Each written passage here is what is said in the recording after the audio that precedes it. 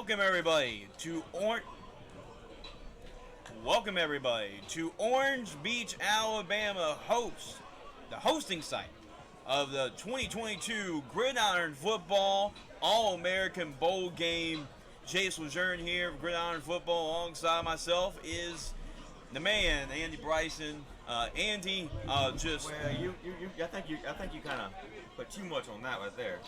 Well, I mean, the check's in the mail, Andy, by the way. Well. But anyway, Andy, great display of talent with two great football teams going at it.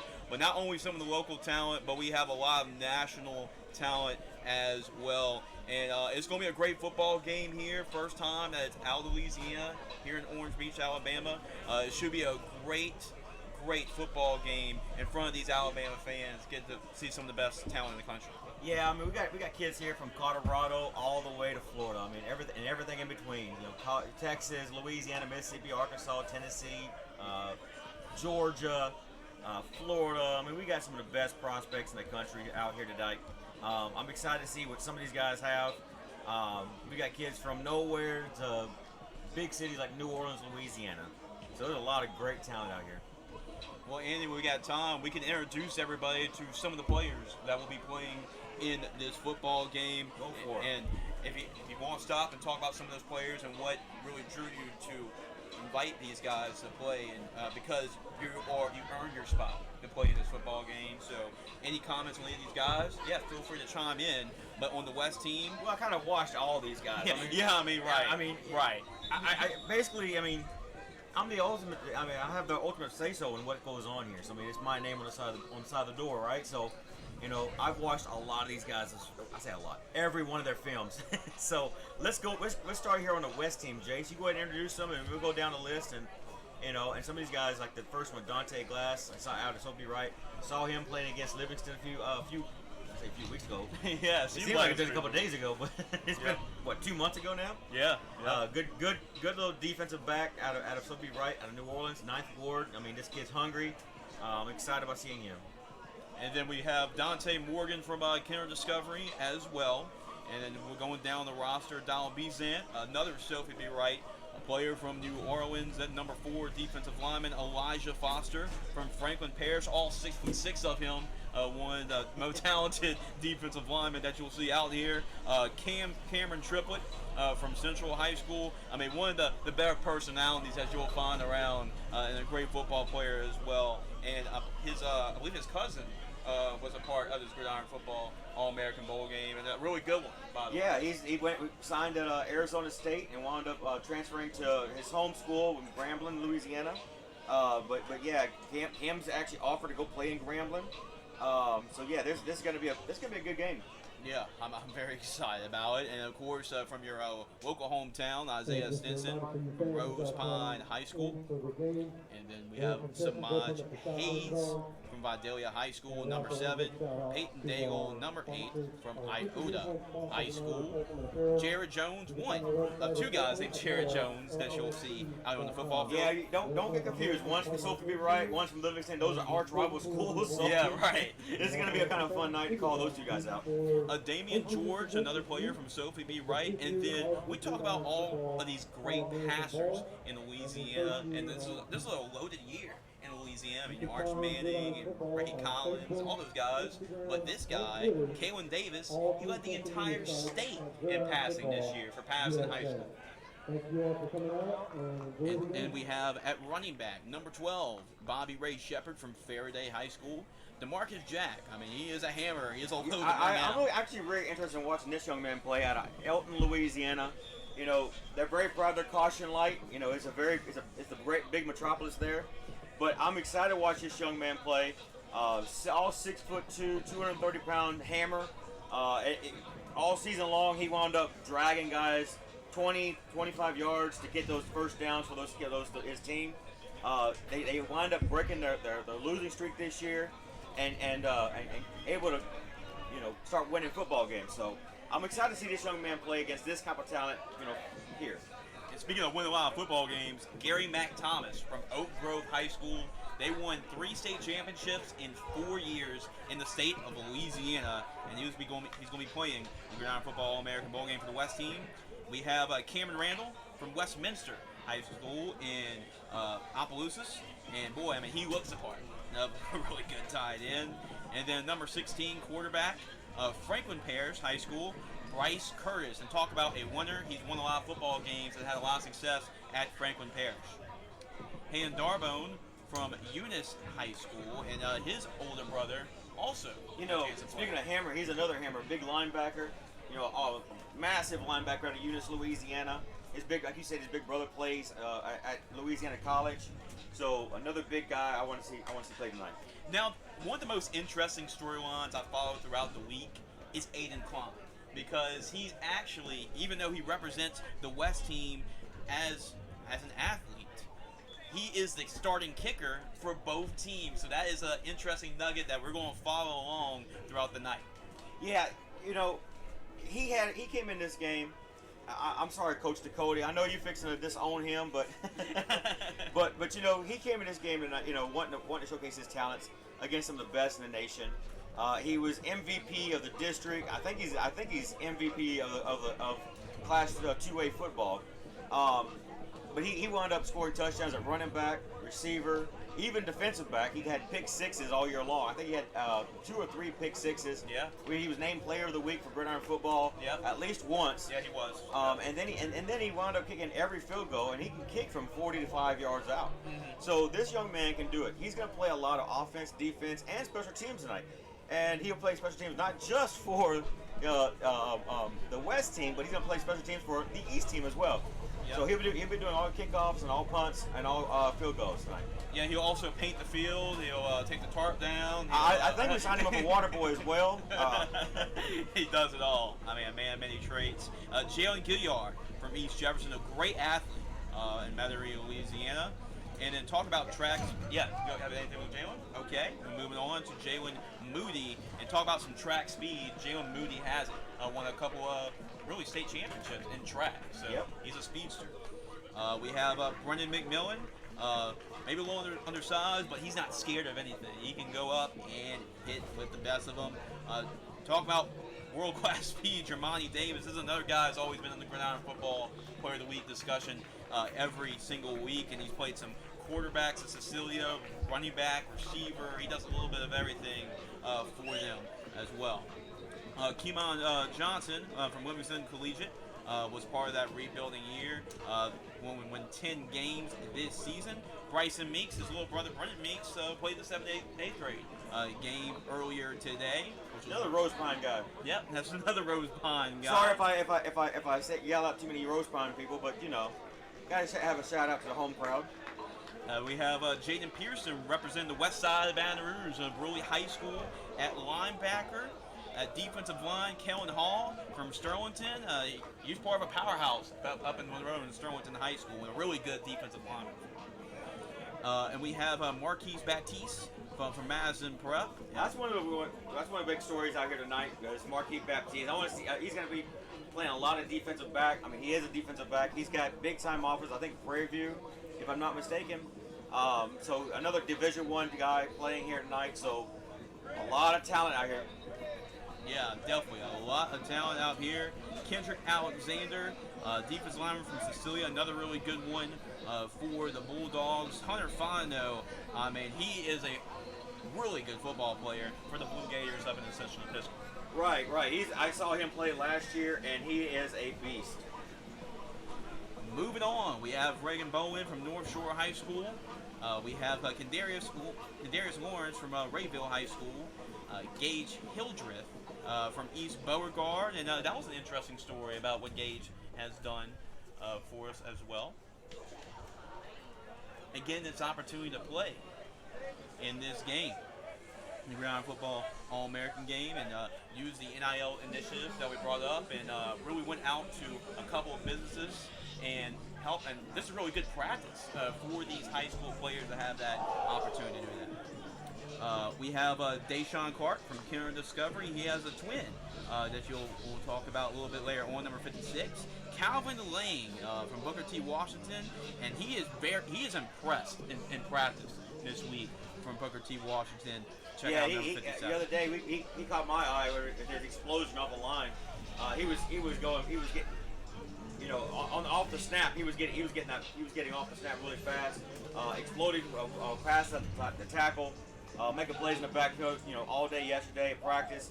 A big time player. I'm looking forward to see what he can do against somebody in a different jersey this tonight. And we also have Payne Hagen, part of, again, Oak Grove High School. State championship team. That's right. 3 in the last 4 years at Oak Grove. Micah Marceau from Gaydon High School. Cale Bowler, who I called a lot of his games for at Episcopal High School. We'll give a shout out to Coach Travis Bourgeois and VSN as well. And then we have Wesley Moore from Northwest High School. And talk about looking the part of a tackle. Wesley Moore definitely indeed does look the part. Antonio Alexander, he plays for Bro Bridge High School. And he had about 144 tackles this year for the Tigers. I mean, he was a tackling machine for Bro Bridge. Dennis Wells, talk about one of the biggest tight ends around. Try to tackle him.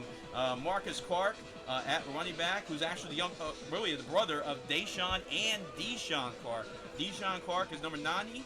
Tyron Wise, number 97, and then Carlos Bazert, who's the all-time leading rusher in the Boyles High School football history. He's playing running back here tonight. So those are your representatives for the West team. Now, for the East team, number 1, defensive back, Sean Glover from Pickering High School. Chavo Thomas, number 2, running back from Faraday High School. Number 3, running back, Mark Young from Bruley High School. Number 4, Traylon James from Madison Prep. Talk about a Division I player. Traylon, he is committed to Prairie View A&M. So, Division I player there that you'll see in the spotlight here tonight. Moving on, Nick Osborne from Bristol, Tennessee, representing Tennessee here tonight. I do want to say something about him. He is a phenomenal linebacker. He played with a little bit of a wide stance in high school. The coaches had a chance to work with him this week and help him get a little bit better. I think he has a D1 talent guy, like an FCS type linebacker. I hope he has a great game tonight. I want to see what he does tonight with his talent. Oh yeah, and see what it stacks up with some of the rest of the South region and across the country as well. Moving on from Nick Osborne, we have another. Well, this is a local guy, Alabama guy, Daniel Cooper from Hackleburg High. And then we have at number 7, wide receiver Jacoby Boxley from Faraday High School in Faraday, Louisiana. Kendrick Thomas, number 8, defensive back from Franklin Parish High School in Winsboro, Louisiana. This is the other Jared Jones. Jared Jones, number 8, Livingston Collegiate in New Orleans. And speed is number 9. Wide receiver Cooper Sanders, who can fly and run with the best of them. And you will see his electrifying speed here tonight for North Webster, which is the home of Devin White, who plays now for the Tampa Bay Buccaneers. So that is alum from that school. Number 10, running back Chandler Chapman, the all-time leading rusher for St. Stanislaus in Bay St. Louis, Mississippi. At quarterback, number 11, quarterback Mills Dawson. I got a chance to call a lot of his games at VSN for Episcopal, and he can throw it around the clock, around the field. Mills Dawson is a good one. Taylor Williams lives in Collegiate. Tremont Douglas, that's right. That is the son of Tremont Douglas II. Grambling great, beat Jerry Rice's all-time single-season receiving yards record in the SWAC conference. So, Jaden Davis, Warren Easton in New Orleans. Devin Strange from Marcus High School in Flower Mound, Texas. And wow, what a talent he is. From Marcus High School in Flower Mound. And he's got Division I offers from really everywhere. A lot of different Division I programs. Moving on, we have number 16, defensive back, Dawson Shalls. I was just informed that I was pronounced Shalls, like Coach Shalls from West Monroe. So that's how to pronounce it here. And that is a local guy. And I have a chance to talk about this, Andy. We have back-to-back guys, Dawson Shalls and Will Riddell. They're right here in Orange Beach, Alabama, representing Orange Beach. Correct. Will is a big-time prospect at wide receiver, while Shalls is he's a good defensive back. I think he's more of a D2 guy. That way, he's gonna make some big plays here in a home crowd. He's gonna get to show off a lot. Both those guys from Orange Beach, Alabama. And then you also have Cam Schultz, who's right up the road in Foley, Alabama. So 3 local guys going to be playing tonight here on this field. And then we have Isaac Casnay from Salmon High School. Really one of the more underrated running backs in the state of Louisiana, really the last couple of years throughout his career. And then Clayton Adams from Woodlawn High School. I know a lot of the headlines are about Ricky Collins, but I mean Clayton Adams, wow, what a football player he is, an exceptional athlete. Todd Wright actually got a chance to call some of his games for Capital High School, and really he was the star for Capital this year offensively. Tower Holloway, another player from the Woodlawn Panthers in Baton Rouge, Louisiana. At number 23, defensive back, Jai White at Oak Grove High School. Number 24, linebacker, Joshua Burfict from East Ascension in Gonzales. Number 30, defensive back, Ridge Collins from Cecilia. Number 32, defensive back, Tyler Cherry from Abbeville, Louisiana. Number 35, linebacker, Marquise Baptiste from Madison Prep in Baton Rouge. Caleb Wines, number 44 for Livingston Collegiate. Number 51, defensive lineman Elijah Henderson from Franklin Parish High School. And on the offensive line, number 54, the big boys up front, offensive lineman Alfred Washington from Escambia and Pensacola. So we have the Florida Sunshine State representing here in Alabama. And we have Cam Schultz right here, the birthday boy from Foley High School in Foley, Alabama. And then the next one, I know you want to talk about this a little bit, Andy, number 62, Cole Stanley representing the Rocky Mountain State, Colorado. Yeah, he was one of the top centers. He was the number 1 center in the state of Colorado this year, so I'm looking forward to see what he does in this game. Number 66, offensive lineman Aiden Ferguson from Delta Charter in Faraday, Louisiana. Number 75, offensive lineman Isaiah Jones, Escambia and Pensacola, Florida. Number 78, offensive lineman Davion Champ from Homer High School, and good luck trying to get through Davion Champ. 2 great runs, 2 great years for the Pelicans the last 2 seasons, a state championship and a state championship runner-up finish. And we have as well number 81, Trayon Day. We have Calvin Lang from Booker T. Washington.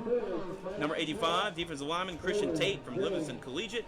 Number 88, good number right there. A lot of great wide receivers wore that number in the NFL. Josh Williams, he may be only 5'5", but man, I mean, he is tough to bring down with that size and stature.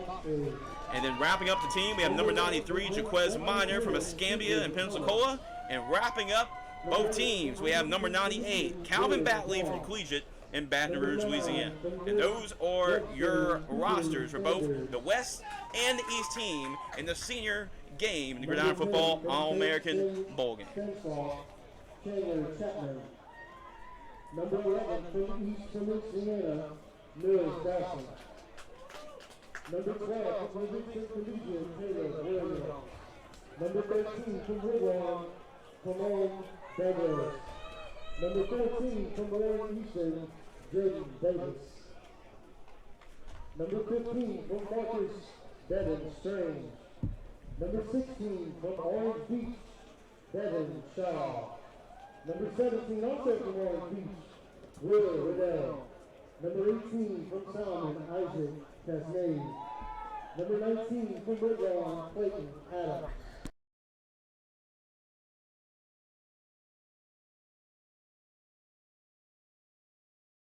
I mean, as far as like the great talent, I mean, we talk about it every year, it gets better and better, but there's no aberration. This year, this is probably the best talent this Gridiron Football American Bowl game has assembled. Well, we say that every year, I think. I mean, I think it's become a broken record every year because every year we have the best talent. Yep, that's right.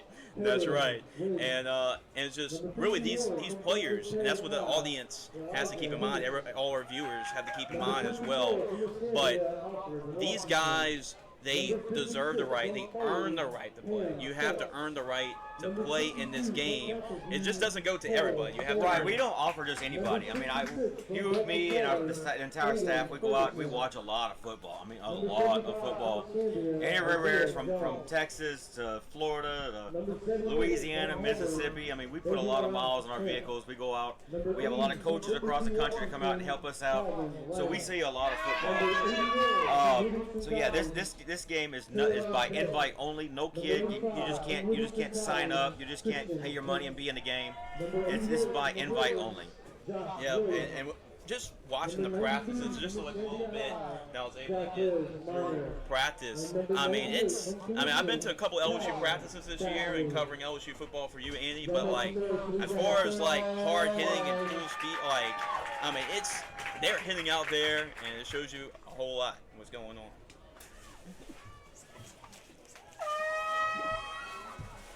Yeah, I mean this is a college game. I mean, I know it's a high school all-star game, but this is a college game.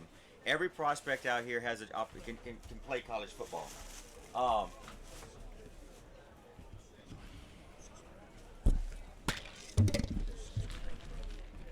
Sorry about that. A little technical difficulty, but every kid here on the field out here tonight can play college football. 92% of the kids, in fact, 92% of the kids that play this game wind up getting offers out of this game because there's that much talent out here. I mean, it's unbelievable just seeing how these players have really, embraced the competition. I saw a little bit of practice, and it was like the competition's there when you have the full teams coming up, like friendly competition with offense against defense, and I mean, it just breaks the competition out of these guys, and it's fun to see. I mean, the practices, and we live stream the practices throughout the last couple of days, and it's just fun. We watched some of the practices as well on the live stream, and it's just fun to see these guys compete and just going at it, and just hearing really the feedback as well. You get kind of like an inside scoop of it, about how these coaches interact with the players too. And that's something you don't really get to see a lot in other bowl games. Right. I mean, we film everything. From the moment they get here to the moment they leave here, we film everything because college coaches want to know, one, how can they respond to the adversity of playing for another coach, a new coach, right off the bat. How fast can they learn a playbook? How fast can they adapt to the game? How fast can they get in sync with their teammates, guys they've never played with before from all over the country? So the practice is actually the most important part of this game, this whole process. The game is just a showcase, but the practice is what these guys, what college coaches want to see. Oh, I can't wait. It's been months leading up to this point right here, and that is a coin toss with both teams. You talk about it, but it's funny because it seemed like 3 hours ago it was August and we couldn't wait for football season to start. All of a sudden we blinked and we're here at the bowl game. It's unbelievable. It's crazy. Like my first year working with you and Marcus and the rest of the Gridiron football staff. I mean, this fall season has flown by with flying colors. Yeah, it has. I mean, I don't know if you had any fun or not this year. I mean, you only went to all the LSU games. You sidelined all the LSU games, and you wound up going to the SEC championship game. Yeah. I think was that your first time you were going to the SEC championship game? Yes, very first time. Took your dad with you. Yep. You had a good time. You wound up, covering a lot of high school football. You covered Episcopal High School from the press box. So I don't know if you had any fun or not this season. It's okay. I'm kind of getting used to it already at this point. and that's another reason I called Episcopal football this year. I get another chance to call one of the Episcopal Knights in this game, and it's Cale Bowler for the Knights. Did you have any hand in trying to get him in this game? Yeah, I mean, I'm on connections. But he is a great football player, and I mean, he is a low 6'2", 290 pounds. We have to see what he does for this competition. We're gonna break real quick for the national anthem. Yep.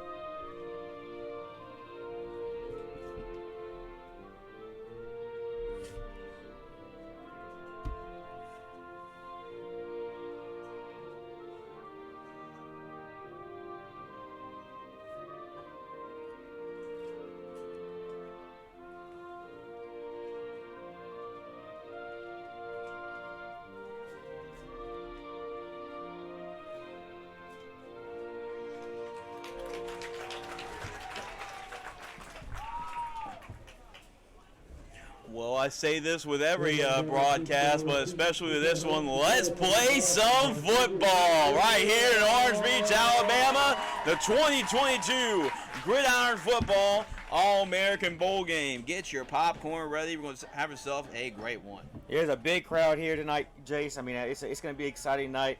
I think everybody's here wanting to see the next big stars for college football. We've got quite a few big-time prospects here. Keelan Davis from Roswell, Georgia, who's committed to East Carolina University, had offers to Tennessee, wound up going to East Carolina to showcase his talents at the next level. Guys like him, you got Tyler Wise, who's being looked at by multiple D1 programs out of Sarah T. Reed and the Ninth Ward, or down in New Orleans. Right. You have guys like Marquise Baptiste from Madison Prep, just to name a few. We have a whole slew of young men that's going to be going to the next level out of this game. Oh, I just can't wait. And we're about kickoff is just moments away. We're fixing to see Aiden Klein for the first time. First time.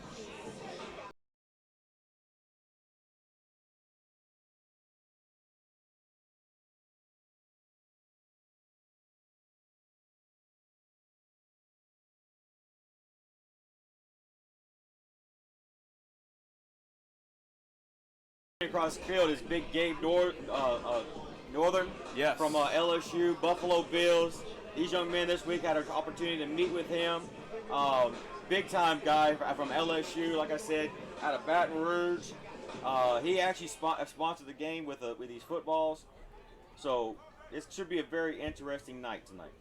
And we're about to get underway right here. It's the 2022 Gridiron Football All-American Bowl game. Glad you can join us, whether you're in the stadium or watching the live stream on Facebook. Let's play some football. And there is the kickoff, and we can explain the rules as we go along throughout this game. And here comes the offense, starting off with the East offense. Getting the football first. That quarterback, East Feliciana, Mills Dawson. And this is another player I'm very accustomed to, calling a lot of his games as well.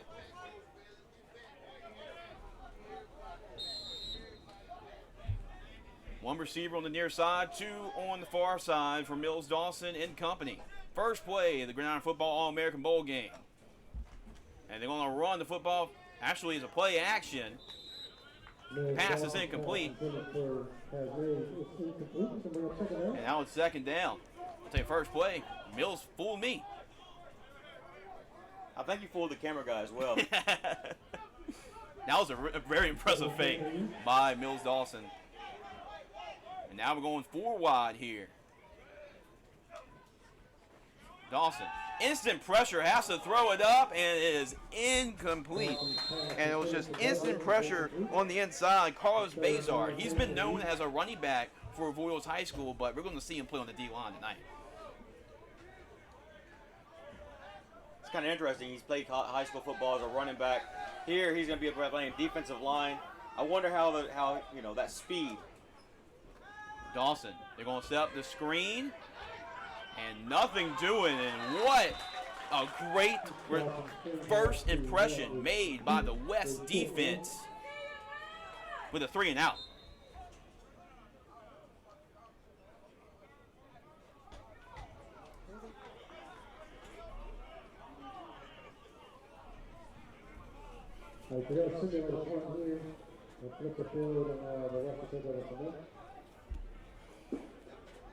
So the West team will take over at their own 40-yard line.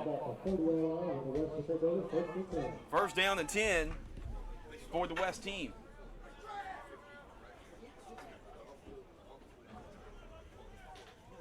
And number 11 is the leading passer in the state of Louisiana, Kaylon Davis. Davis with the snap, a little bit to the left. He's going to throw it to the left side and just misses the outreach arms of Samaj Hayes. And this is an interesting development for Hayes. He's been a long-time quarterback at Vidalia High School. He wants to play a receiver, and he wants to show it. Second down to 10. The West team taking the shot on first down, like it. Try to get the crowd involved.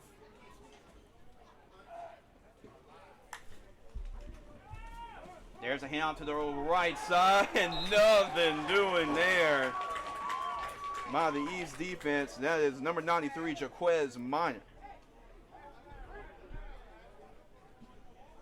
From Escambia High School. And we know one of the strengths for both teams is the defensive line, and we're seeing it right now in full display.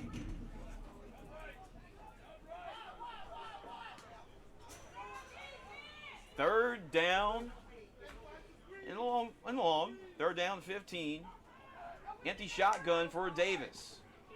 He's going to throw it. Pass is incomplete. So slow start for the offenses for both teams. Now it's going to be fourth down and a change of possession.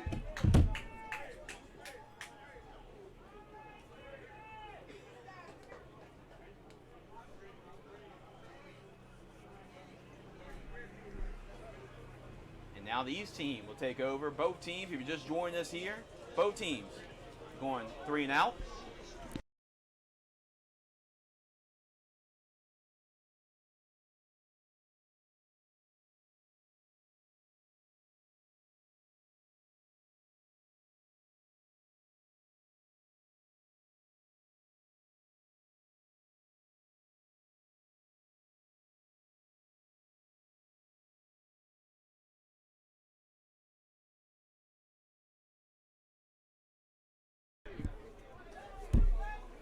First and 10 after trade of possessions. Both teams going 3 and out.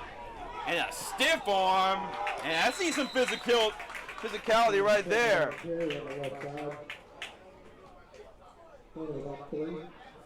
That's Chandler Chapman on the carry. Now we're seeing some hitting. I'll just call him.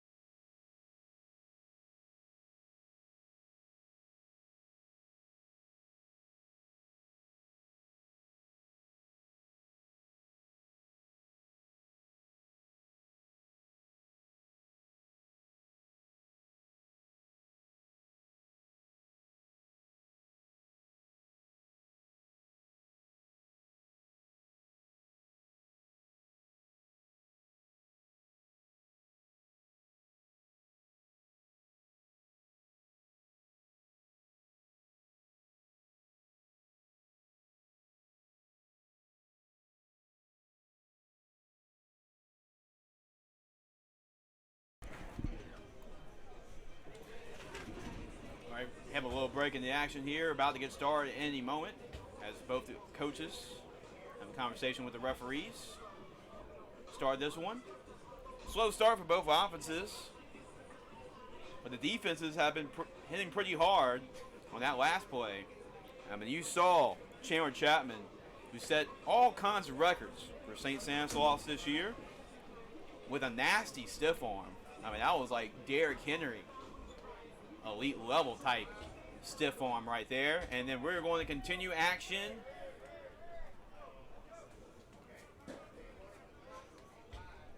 Waiting on the official call from the White Hat.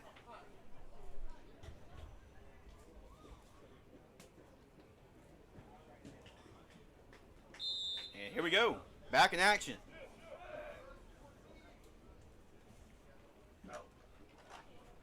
Dawson, good pocket, is going to throw it quick. And the pass is caught by Todd Wright Jr. from Capitol High School in Baton Rouge. So a Baton Rouge connection right there. Mills Dawson to Todd Wright. About second down, about 5. A little hitch there.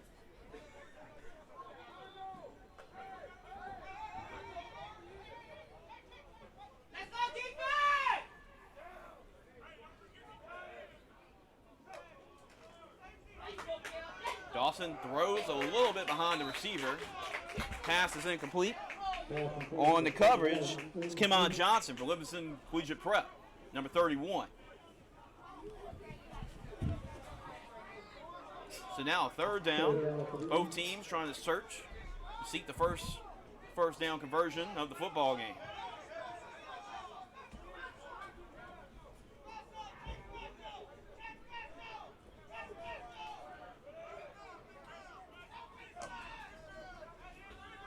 Dawson backs the throw, still backing up, and finds Josh Williams underneath, and Williams is going to have enough to pick up.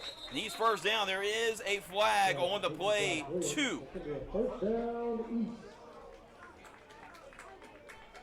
We'll see what the official call is on this.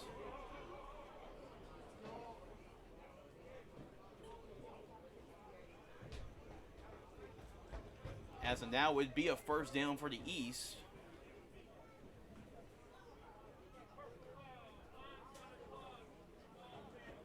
So personal foul.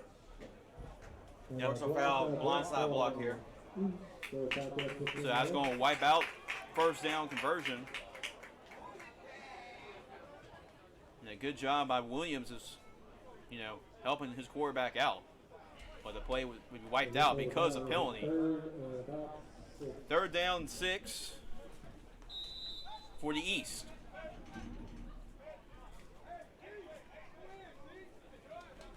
The late substitution.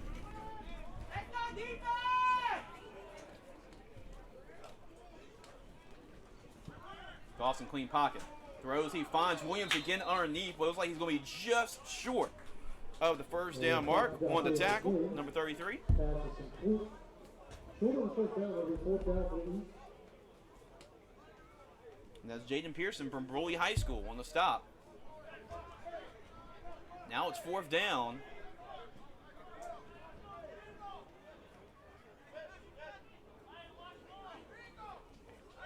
And it looks like that the East is going to roll the dice here on fourth down. Dawson by his lonesome.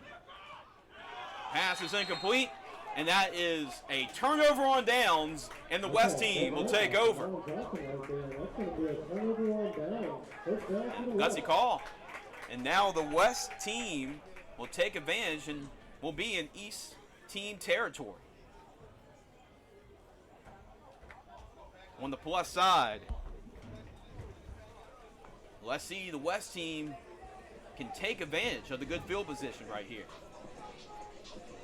Ball will be spotted at the 43.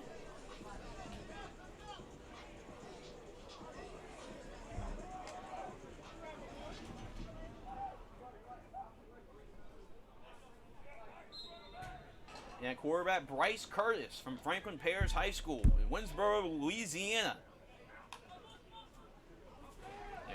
shuffle it to the right side on the sweep. And leading the charge, number 15, Devin Strange. We talk about his Division I ability, and it showed right there with his side-to-side, sideline speed.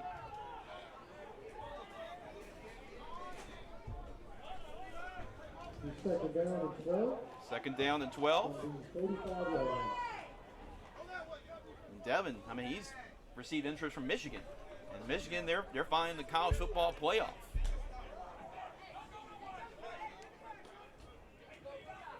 For a national championship. Second down, about 13 for the West. That's going to be a jump ball. And then there is the flag. Samaj Hayes was trying to go underneath, trying to catch it one-handed, but was contacted. Should be pass interference coming up on the east.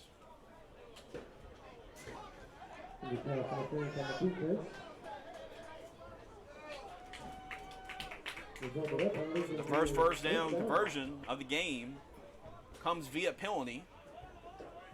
And right now, looks like the defense had come out to play. Yeah.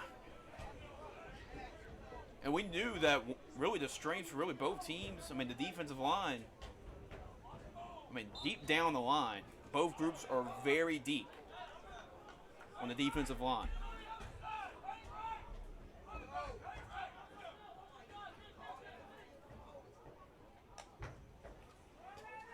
Kerr's going to hand it off. And again, as Bobby Ray Shepard gets the carry.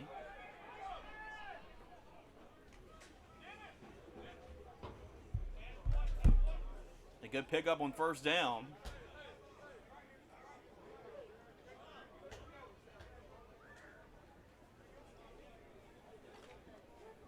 So a golden opportunity right here for the West team, to say the least.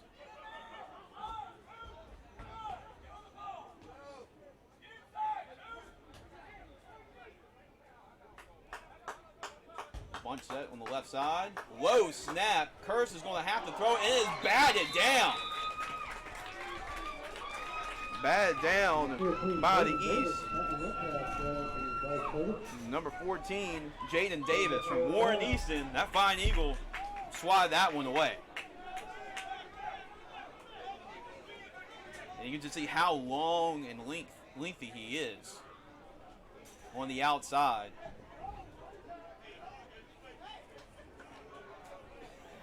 Third down, big play early in this football game, the Gridiron Football American Bowl game.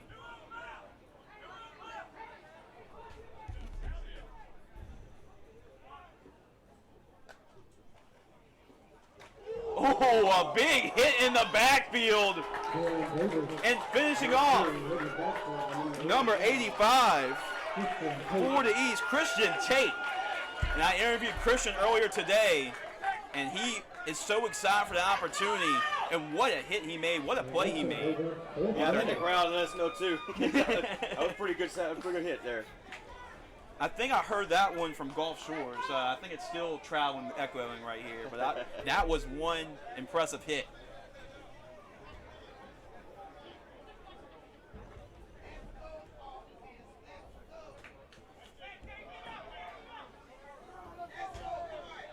So the West is going to go for it on fourth down. Huge play early. Curtis. He's going to throw a jump ball. And outside the reach of number 14, Gary McThomas.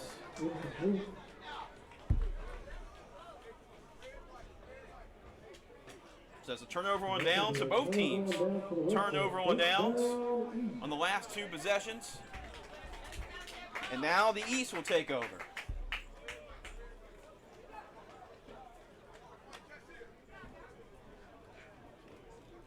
No doubt about it, the defenses have come ready to play.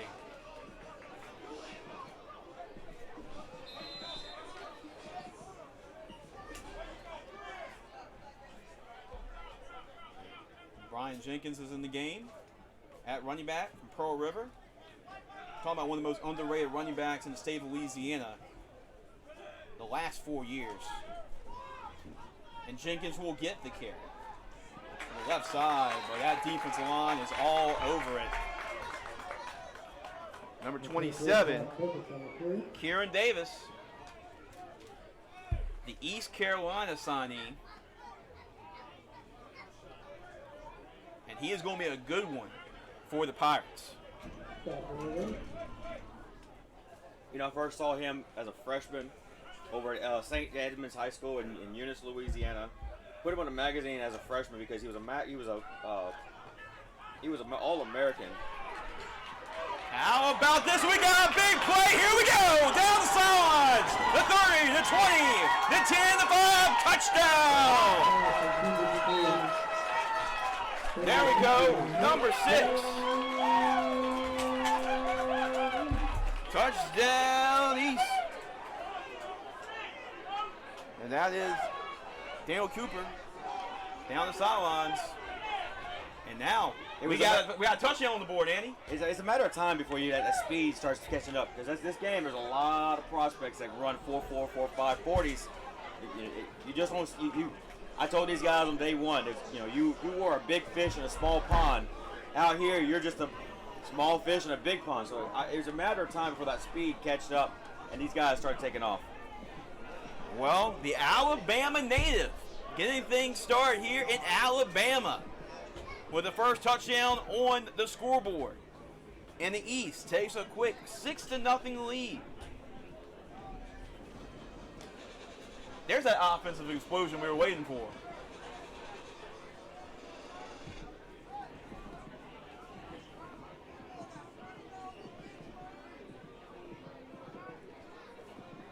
Also talked to Daniel earlier today as well, doing an interview with him earlier this morning. And he said he's ready to show, and he thinks the East is going to score 50 points here tonight. That's a pretty ambitious goal. Yeah. The kick is good, and we get to see Aiden Klein kicking, and he makes the extra point.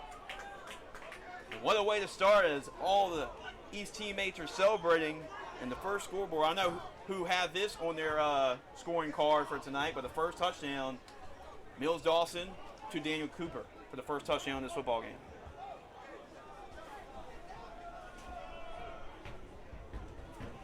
We want to thank you for joining us. If you've just joined us live here, we are for the 2022 Gridiron Football All-American Bowl game here in Orange Beach, Alabama.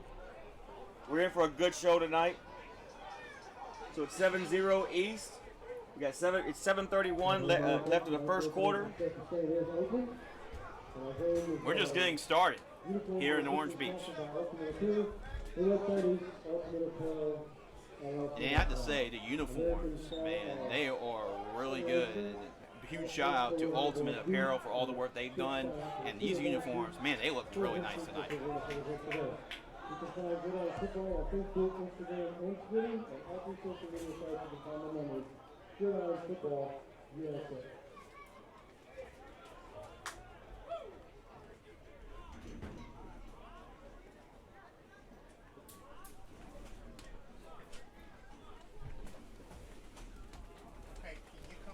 All right, now it's time for a response for the West team.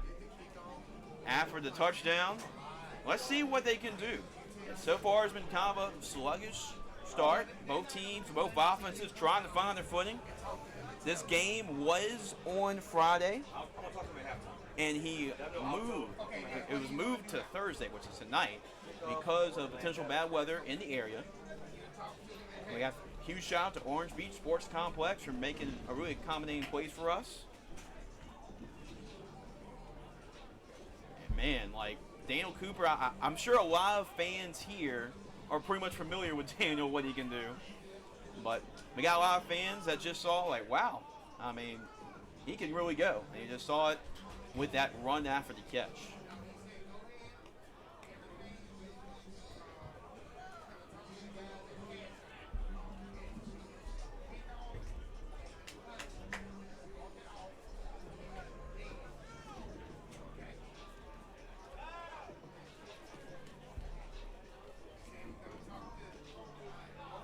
conversation with the officials here.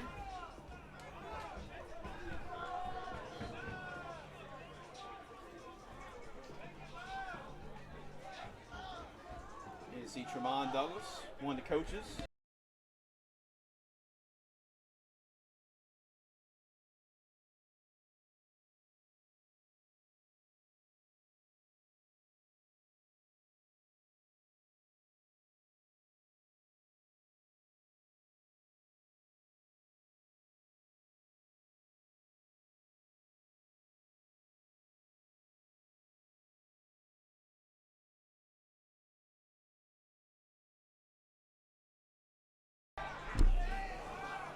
All right, here we go. We're going to have a live kickoff right here. Aiden Klein going to kick off for the East.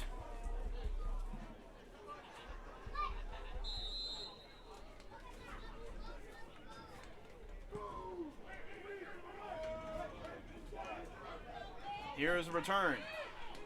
Slowly waiting for his patience. And he gets blown up on the big hit. So we're seeing some hitting tonight. I guarantee you that. And that was another big hit on special teams. So now the West team will take over at their own 31-yard line. And you can hear it up here. The wind's definitely picking up a little bit. That's what happens when you're right by the beach.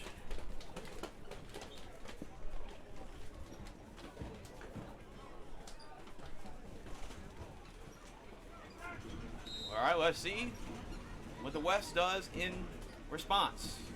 It's your turn.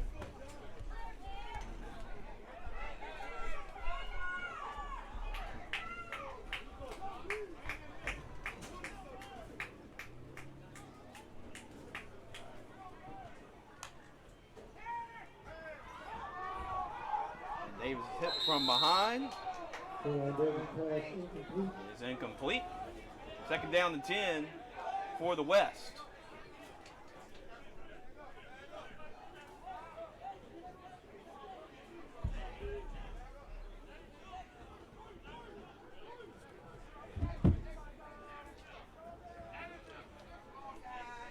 As mentioned before, Kalen Davis, State of Louisiana's leading passer this season, trying to get this offense in motion.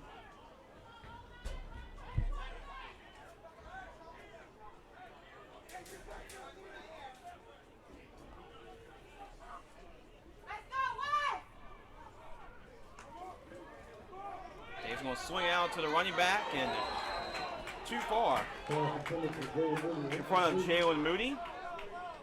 Fit well by Tower Holloway. It's going to be third down and 10 after two incomplete passes on first and second down.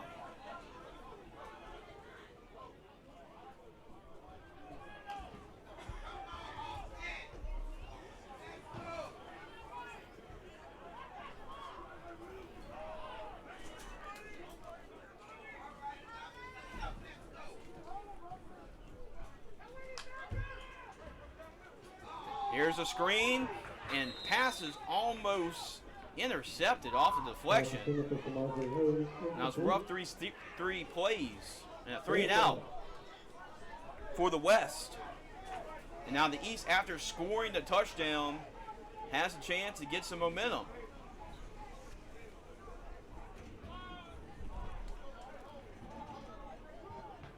Traylon James set to return for the East from Madison Prep.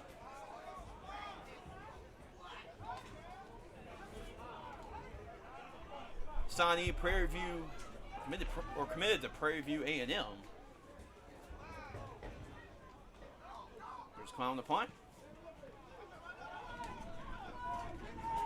Gets a good hop, a good bounce for the West.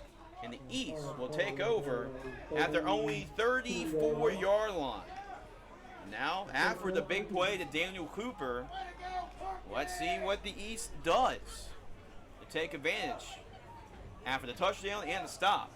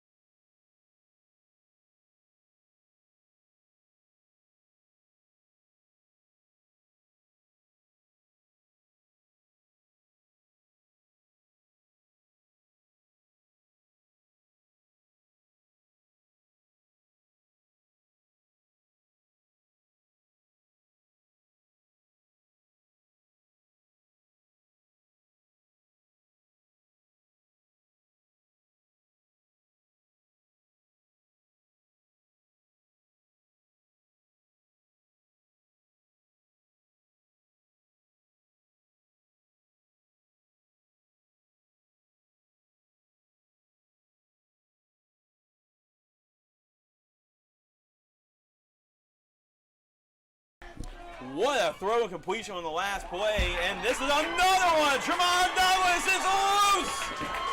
How about that? Waiting for his dad. Scoring a touchdown for his dad as the coach. You can't draw that up. Mills Dawson to Tremont Douglas the third for the touchdown. And now the East team is up by 2 touchdowns.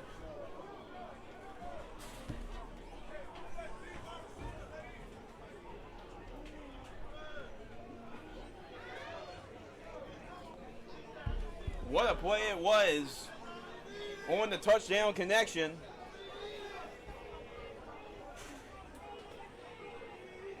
To Douglas. And now that's 2 touchdown passes now for Mills Dawson. Here's Aiden Klein again. There's the snap, hold, and the kick. The kick is up and through, and Aiden Klein is up with 2 extra points for the East, and it's 14-0.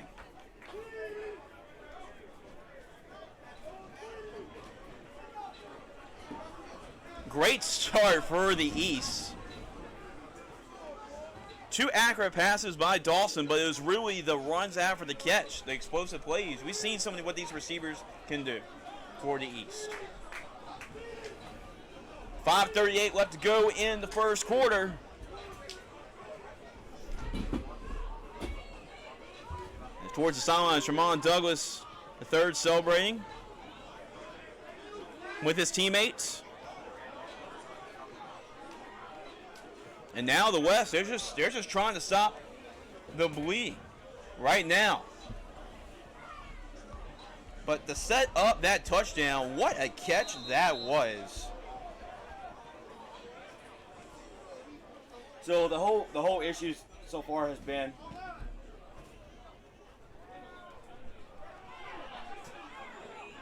there's a return. It's a pretty big return. Maybe that's what the West needed. He's still on his feet. And now that will get the West going. From Central Louisiana. Yeah, that's right. Central High School in Baton Rouge, Cameron Triplett. And it couldn't be any more bigger personality to get this started, get the juice going for the West That team. may be all we needed right there to get this thing rolling. Yep. I mean, these last couple of plays have been pretty remarkable. I think I just saw, Tyler Holloway with that leaping catch that set up the Douglas touchdown. So 2 Woodlawn Panthers really setting up that touchdown drive, and now the big return. So now we got some energy going here in Orange Beach, Alabama. Davis is going to run. He is a very good runner, too. We know him for leading the state of Louisiana in passing, but he can run the football, too. Really good athlete from Patterson, Louisiana. And that's a good first down play call. Now about second down and 8. Second down and 2. It was a gain of 8.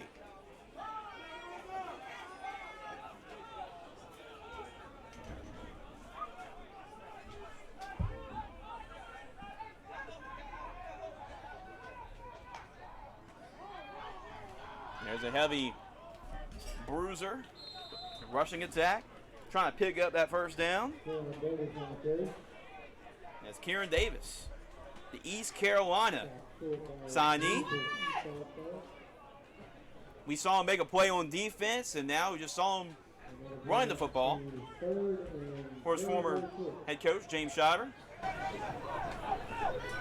On the west side, as both get to reunite one final time here in Orange Beach, Alabama. First down and 10.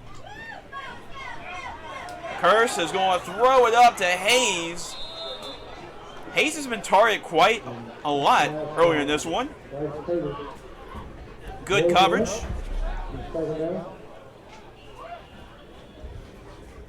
Second down and 10 for the West.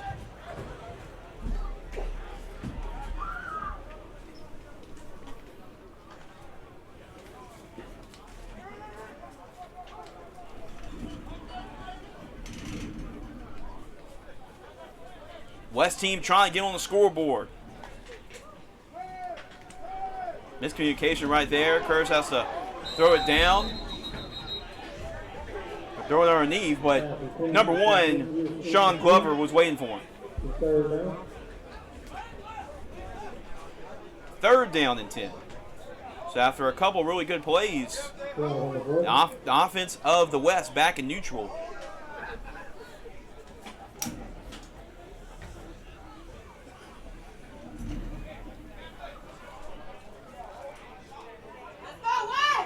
Like an ineligible man downfield, holding on the defense, so the penalties will offset, and we play it down.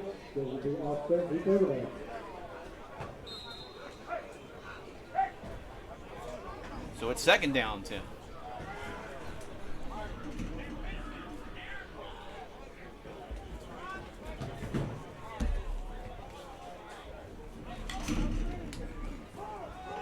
Davis with a run and gets swallowed up again. Showing himself as number 85, Christian Tate. He's making a name for himself tonight. We've called his name several times tonight. Yeah, a couple of times. Another time, a TFL. He makes 2 now tonight. Yeah. And really, like, Livingston Collegiate is really a brand new program. They're still really on the rise, so this is a nice way for them to really make a name for themselves. About 3rd down and 14 for the West. Davis. He's going to throw it again. Deep shot. Almost caught by Hayes. And Hayes is going to eventually get one because Hayes is just a big play waiting to happen. They've thrown his way a couple of times. Good coverage by the DBs as well. I've been very impressed with that, with how disciplined these DBs have played in coverage. And now a timeout is called by the West team. Big play here on 4th down and 15. Still 2:31 left in the opening quarter. So right now, Andy, since we have a timeout, what do you think of the first couple minutes of play with the East up by 14? Well, like I said before, the speed is going to kill you. We adjusted some of the rules this week to help out the offense because the both defenses were loaded, And then you had to move the game up 24 hours because of bad weather coming in tomorrow morning. They essentially lost a day and 2 practices. It's kind of been the problem here so far. The start of this game has been the rules. Typically, it's 15-minute quarters with no rushing kickers or punters, and kickoffs and punts are live. However, one of the things that I just talked to Marcus about was that, they didn't have enough time to install any special teams. So, and that's just one of the negative drawbacks of being pushed up a day in a short week. Davis is going to scramble to the outside and finds Hayes. There we go. Samaj Hayes finally gets that catch after being targeted quite often. Samaj Hayes was waiting to get that reception because he's really used to throwing those. So the score here, if you're just tuning in right here, the East team is up 14-0 off of 2 touchdown passes from Mills Dawson.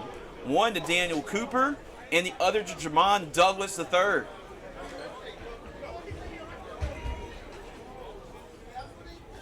So that was 4th down and 15. Picked about half that yardage, but it's still going to be a turnover on downs. And now Mills Dawson is rolling. The receivers are showing their speed. Watch out for this East offense.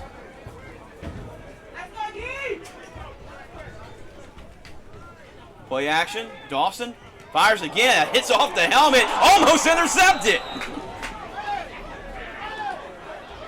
We got the wild and the wacky right here in the Gridiron Football All-American Bowl game.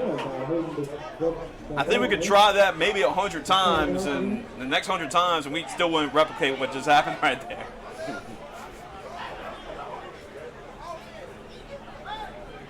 If you're wondering why the helmets are all different, each kid is able to represent his hometown, his school, his state. So they're wearing their helmet from their high school. Uniforms are provided by Ultimate Apparel.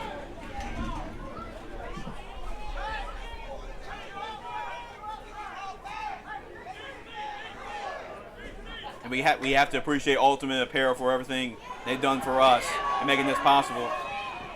And now we have a change of pace here for the East. Jacoby Boxley from Faraday High School played some quarterback for Faraday. Oh, so we have a comment here from David Johnson. He said, "I'm just here for the East DB. Jai is my hero." And Jai, I mean, is a really good football player, made a lot of big plays for the Oak Grove Tigers, won 3 of the last 4 state championships in Louisiana. Tackle behind the line, Carlos Bazert. Second time we called his name tonight. You know, playing for Coach Andy Boone for Royals, he's not used to playing defense at all because of the unconventional style that they play. Got another shout out here. We're watching the comments here. We're keeping an eye on everything that's going on. Livingston Collegiate, yeah, those boys are showing up, that's for sure.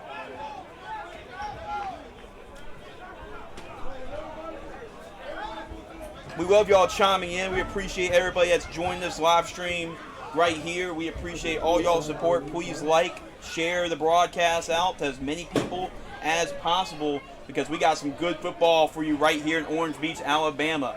As the first quarter about to wind down, but exciting first quarter. With a stoppage of play here before that.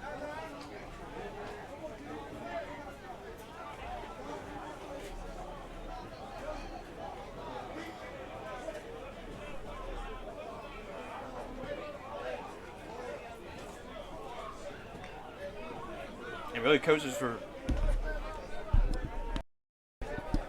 pause a quick second.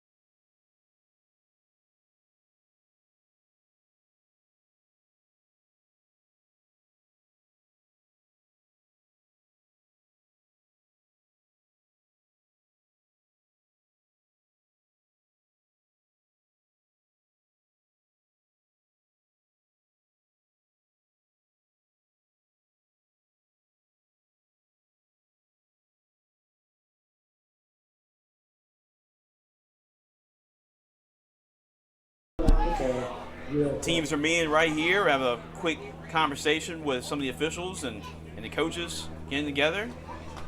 I'm about to break in the action. Both teams having conversations. So we typically do live kickoffs, live punt returns. However, it's like this year because we have moving up.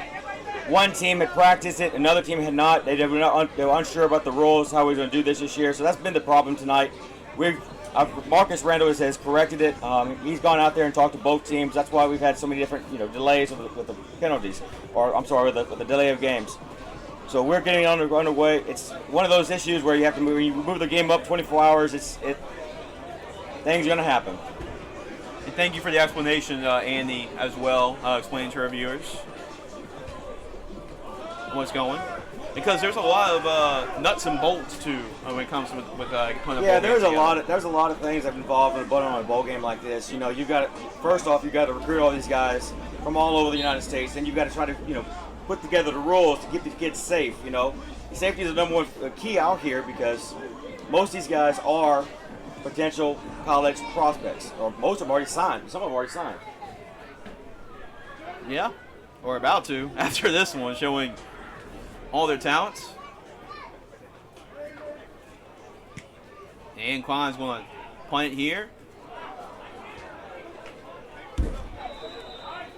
And it's dead at the 32-yard line when really a kudos to Marcus for coming up with a plan right here and doing a little bit of best of both worlds in that situation. Yeah, you're just trying to keep the kids safe. Don't want nobody getting injured. So it's just one of those situations here with the storm coming in tomorrow. You can probably hear in the background the wind is already picking up. So supposed to have some pretty heavy rains, later on tonight and into tomorrow. And it's sunny all day, though. Yeah, it has been. It has been. But it gives an opportunity for Hunter Fonda, who's probably never returned punts. Like, hey, I want to go out there and see what I can do. Get a punt, field a punt.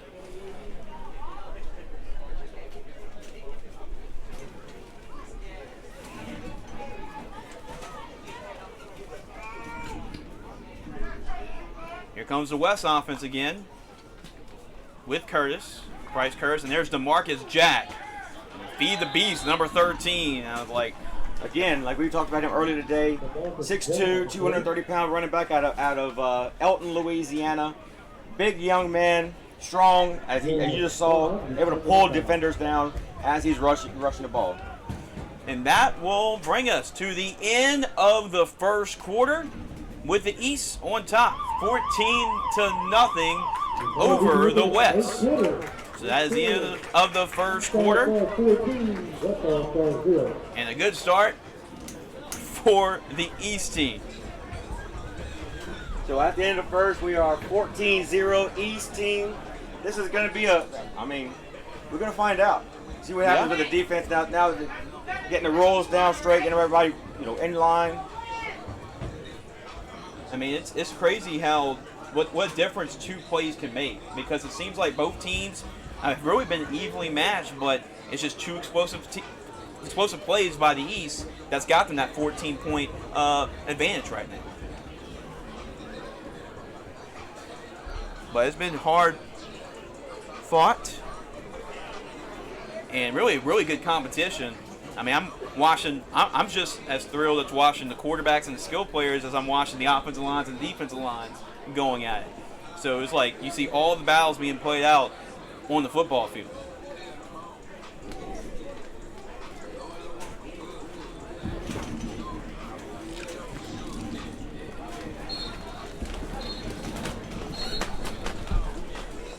Chase, that wind is really picking up. Oh, yeah, it is. It is. I mean, that's what happens. We're in Orange Beach. We're right by the beach. It gets windy over here.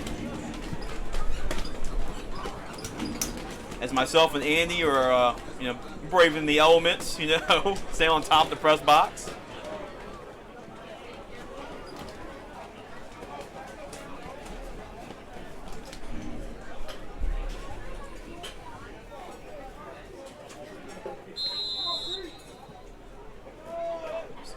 We begin the second quarter with 2nd down and 4, and it looks like that the West got him. And offsides. A little too jumpy that time for Christian Tate. And who can blame him? He's having himself a great start to this football game.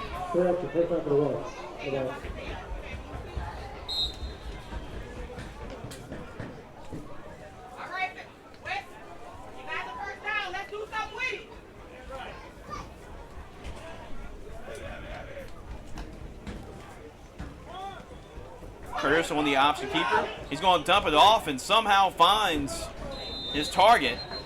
There's another flag on the play.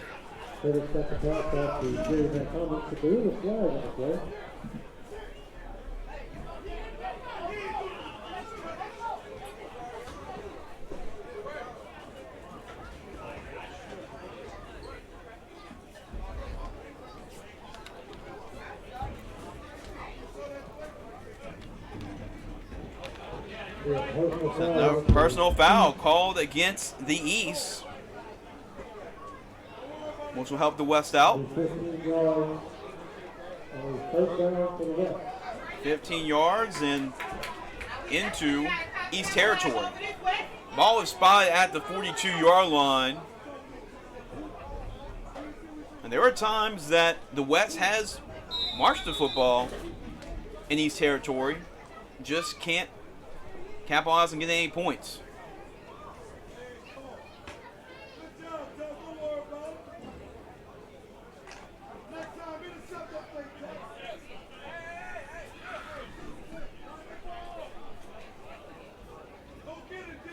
4 receivers for Curtis. Bryce Curtis. He's going to throw again. A beautiful deep ball. And the pass is incomplete. But man, that was a nice, well-thrown football to the outside. Trying to find Cam Triplett.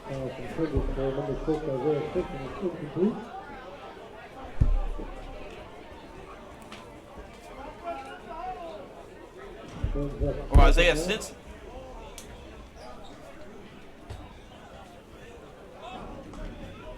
Second down and 10.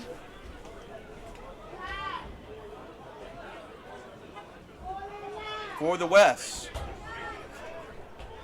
Trying to cut the deficit into half. Hand off to the right side. And big play made by number 51 for the East. Elijah Henderson from Franklin Parish. Going against his teammate, former teammate. A good play made in the open field by Henderson. And third down. You can clearly see the speed that the East defense has. Let's go West!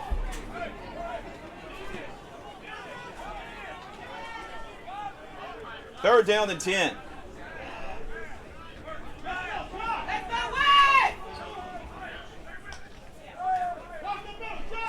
Curtis. Too far out of bounds for Hayes.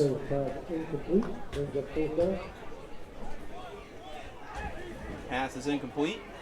Now it's 4th down, which has been a struggle for the West.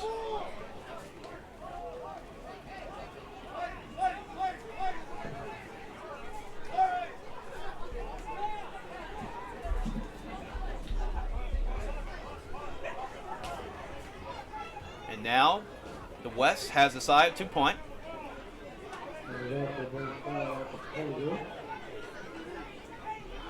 So Klein will get a chance to show off his ability as a punter. Mr. Do Everything from Rose Pond High School.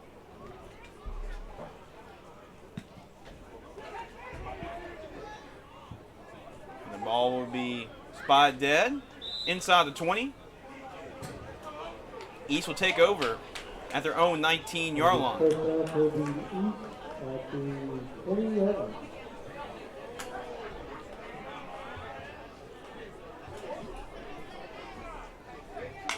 Here comes the East team again.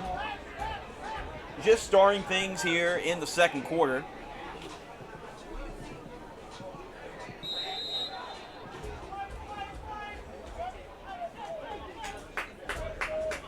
Mills Dawson, who start off this game red hot.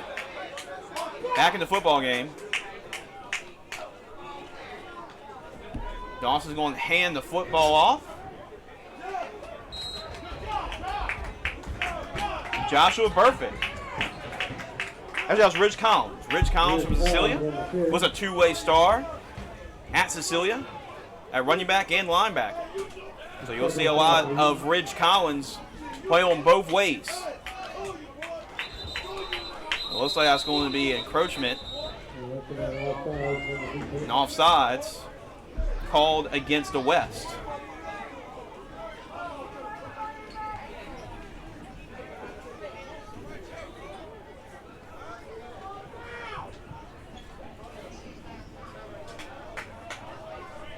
So second down and 1 because of the penalty.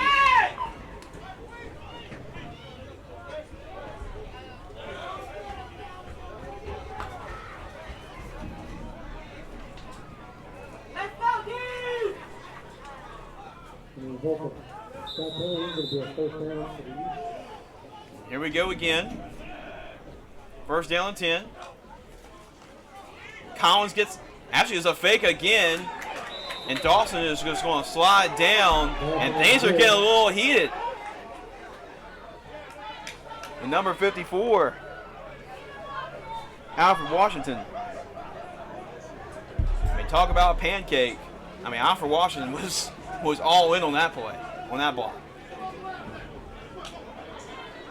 And things like that will make you stand out on the offensive line, that's for sure. And here comes big 78 coming into the ball game, Davion Champ. Part of that great 2-year run the Homer Pelicans had in Louisiana.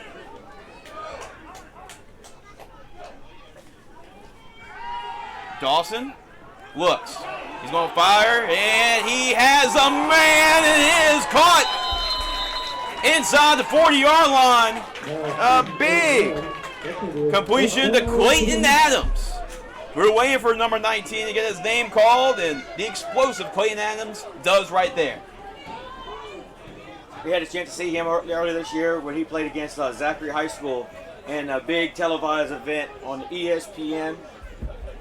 That's right. One of the fastest kids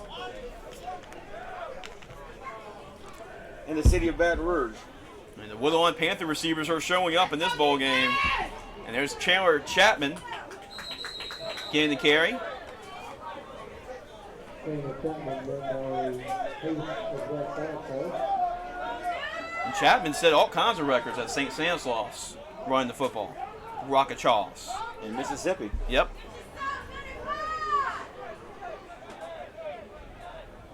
That's where Miles Brennan went to school at, high school at. Former LSU quarterback.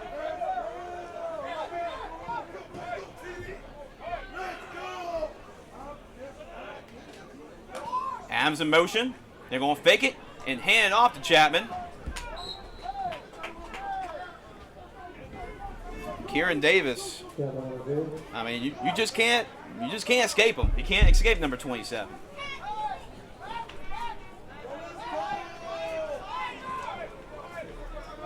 And we got the opportunity, myself and Annie, to be at St. Edmund for his signing ceremony for East Carolina. Dawson's going to throw it to the end zone, and it was dropped. Almost another touchdown connection with Dawson and Douglas, because Dawson threw that right in the breadbasket right there.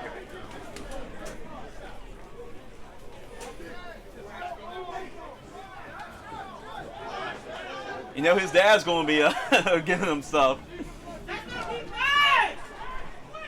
Dawson stepping up, and that was almost caught too.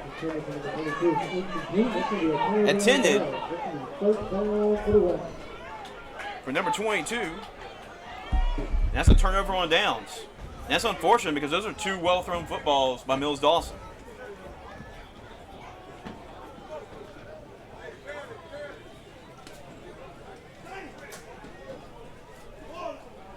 That's right, Peyton Daigle from Iota. He's definitely a beast.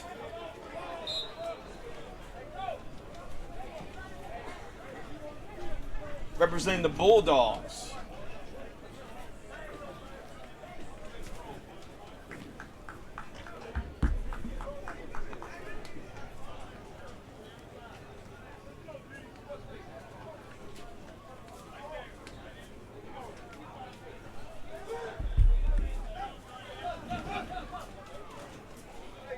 First down 10 for the West team. It's been a slow start for them, and miscommunication between Davis and Morgan, Dante Morgan.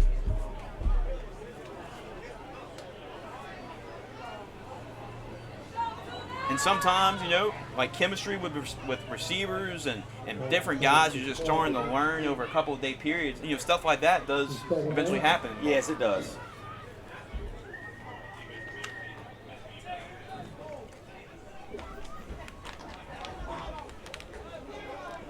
Second down and 10 for the West. And yes, I know brick wall Kelboard. That's right, number 77. Davis throwing the outside. It is complete to the outside.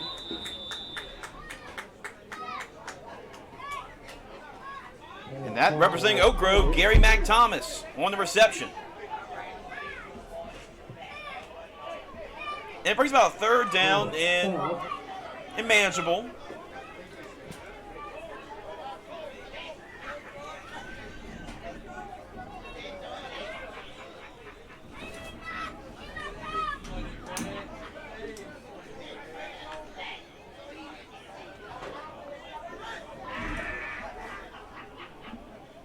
Two receivers on the near side.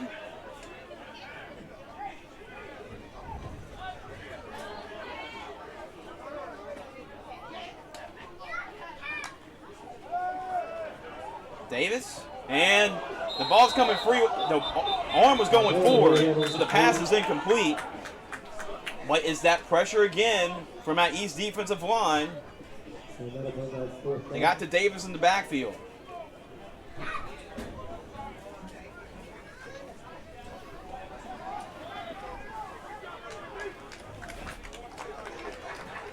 And again, another stop by the East.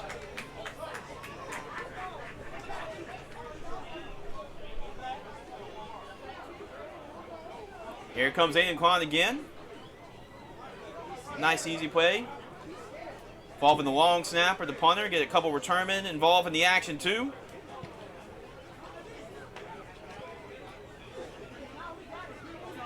Traylon James from Madison Prep's going to mark it dead at the East only 33-yard line.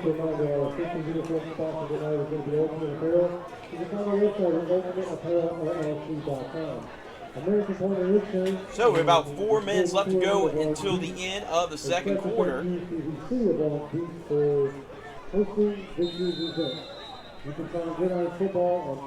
really, the difference in this game, as we mentioned quite a couple of times in the broadcast, has been 2 explosive plays made by the East team.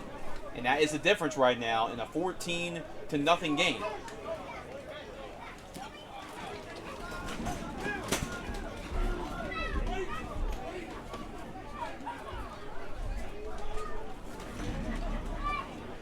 Great day of football here. Started off with the first annual 7th, 8th grade Gridiron football All-American Bowl game. And now we cap it off with the senior game. And how about that little trickery? And it almost costs the East team. Try to run some razzle-dazzle here. And Kieran Davis almost makes him pay for it.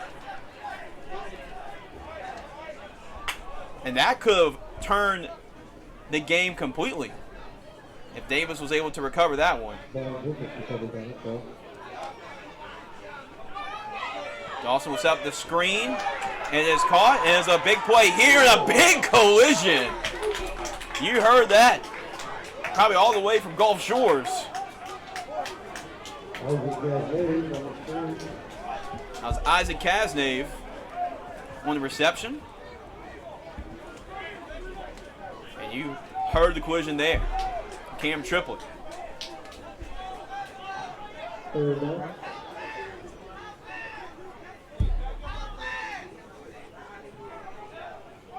I know Andy's all about the big hits in his bowl game. We got a couple of them here tonight. Dawson rolls to the right, steps up, scrambles, trying to make something out of nothing, but nobody is there. Pass is incomplete. So 4th down.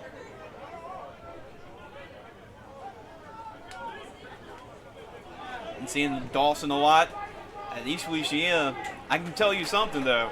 He hasn't moved around the pocket like he has when I've seen him play at the high school level. It shows you the relentless pass rush from both teams.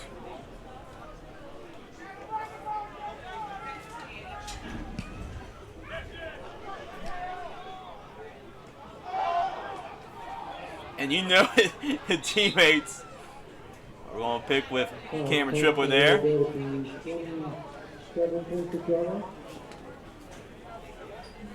And now the West team will start at their own 25-yard line.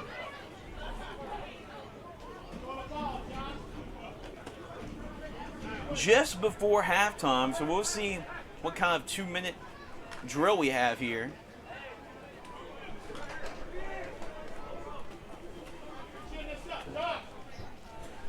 This is a huge moment in this football game because the East started off with the football in the first half.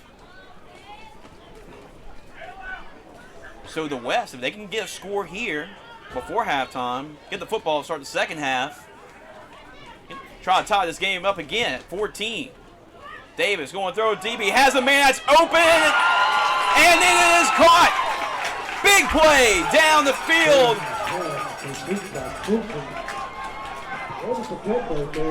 Big play for the West team. And again, it was number 6, Isaiah Stinson. Salmon High School in Slidell, Louisiana.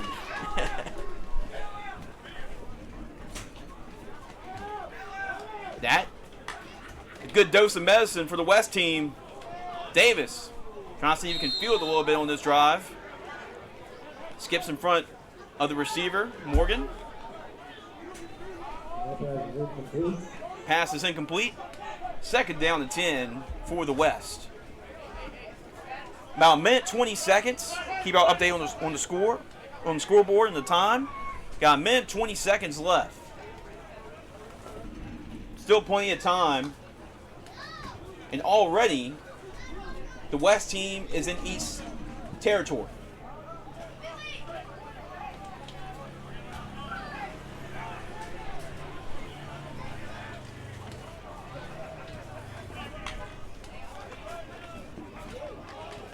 There's an instant flag being thrown pretty much at the start of the play. As Davis did hit Hayes.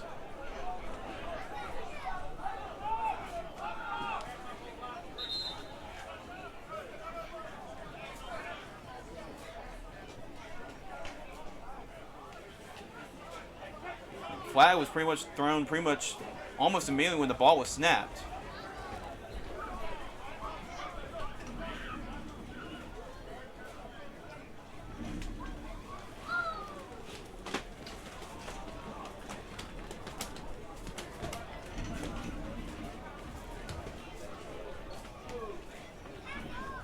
Yeah, they're two pretty good ones. Carlos Bazart, Josh Williams from Avoyles High School.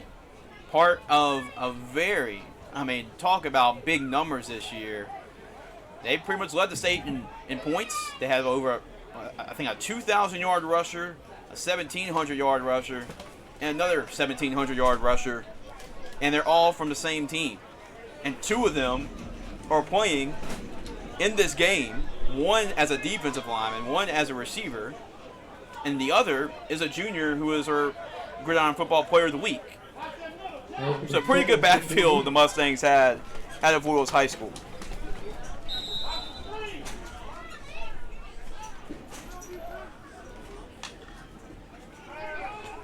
There's a screen. Incomplete. Now it's third down. And all the momentum taken away by the big completion to Stinson.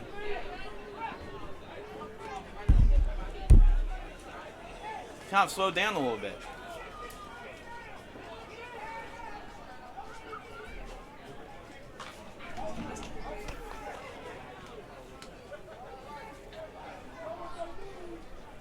Yeah, it's interesting to see guys like Carlos Bazart and Josh Williams that played running back at Avoyles, playing two different positions here in the Gridiron Football All-American Bowl game, but we harping a lot on versatility and see what these guys can do in other elements like, Samaje Hayes that played quarterback. Now he's playing receiver here tonight.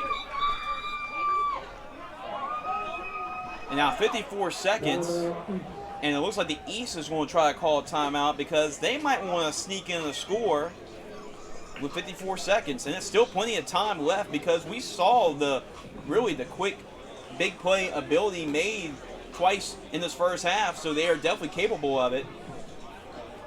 But how big would it be really already if they can get a touchdown right before halftime and go into halftime with a 3 touchdown?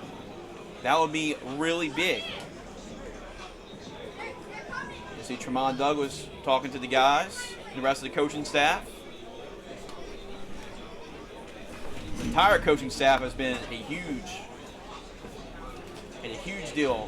part in this role over the week, helping put this Gridiron Football All-American Bowl game together. And if you haven't got a chance to watch it, last night we had the 7-on-7 blitz. We had 7 former college NFL players talking about their own personal life experiences. And we'll talk more about that at halftime.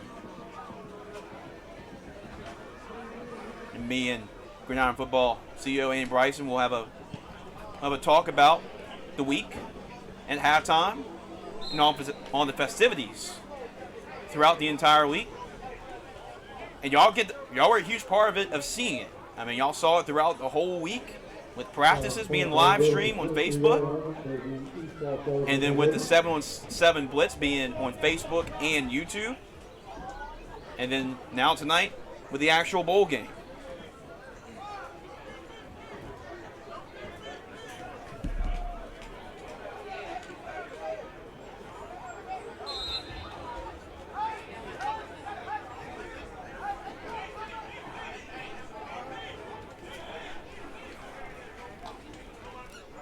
Dawson, he's going to roll to the right.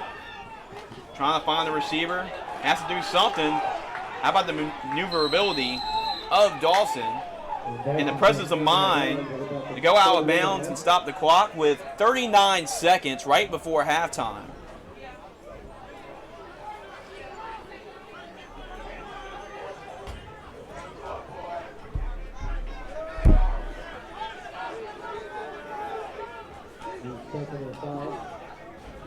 Second down and 5 for the East. And a big get off on the right side of the defensive line. Pass is high, almost intercepted by Cameron Triplett. And that was almost a big opportunity for the West, because if Cam caught that cleanly, that could have been a pick 6 right there. Now the clock stops with 34 seconds. It's about third down and 5. East team trying to go a perfect 2-0 here today, with the 7th and 8th graders winning earlier. Scoring over 36 points. And it looks like that the East team got the West team with the hard count.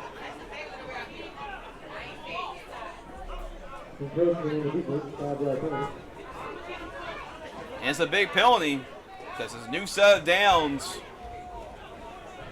for the East.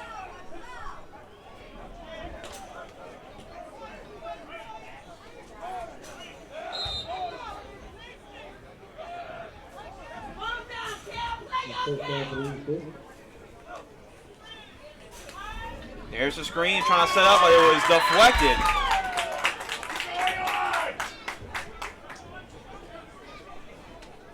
And a big deflection, because that play was set up. So we have 30 seconds left, keeping track of the time for y'all. 30 seconds left to go in the second quarter. Second down and 10. Empty shotgun for Dawson. He's going to launch it. And this is a deep throw, and too deep down the field.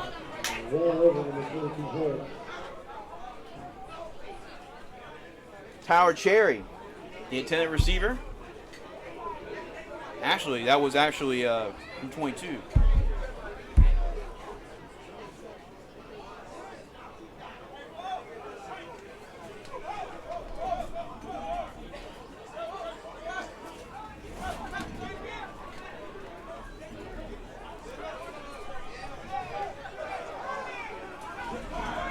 .21 seconds now. Instant pressure. Dawson finds Douglas, his favorite receiver. And now they're rushing to try to spike the ball. Clock doesn't start until the chains move. And now the clock starts, and there's the spike. So now with the spike, there are 10 seconds left to go before halftime. But that was ran really well, executed really well by the East offense. They go up get the completion, run up, let the chains move, and spike the ball. Great execution.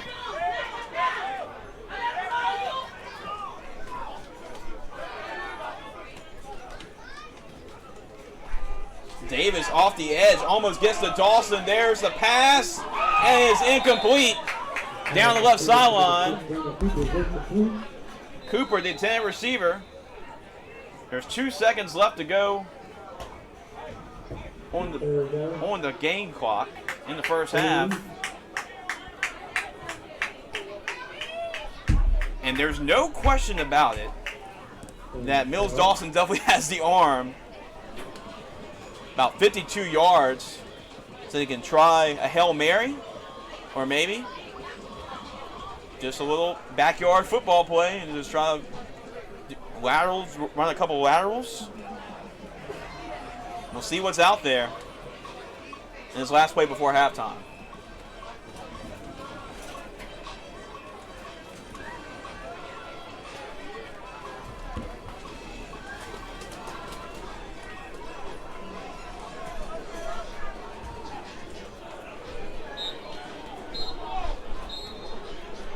So Gabe Northern's feeling it right now. He's feeling the music. Former LSU, Buffalo Bill, and Minnesota Viking.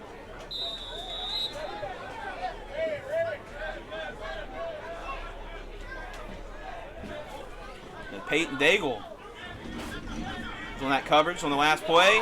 And then the last play of the first half ends in a sack. That is the end of the first half.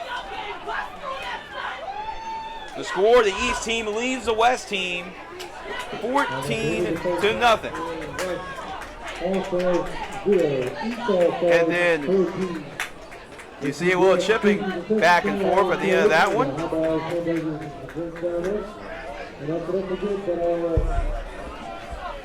And that is the end of the first half. East team up 14-0, and it was a great first half of action here in the Gridiron Football All-American Bowl game.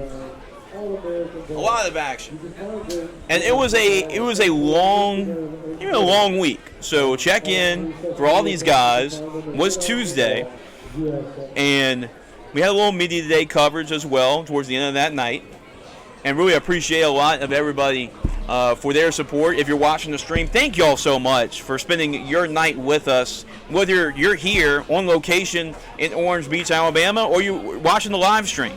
We appreciate everything that y'all are a part of this event.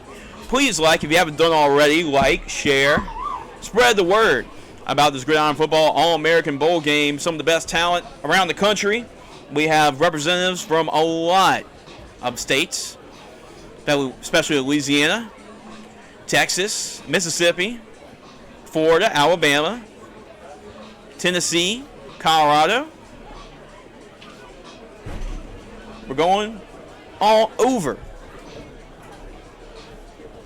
Now, I'm going to interact with the fans here on Facebook. Any shout-outs you want to give to certain players, feel free, and we'll give your favorite player a shout-out. So we see John Davis, proud of you, Kalen Davis. And he's been very impressive this year for Patterson, for the Lumberjacks.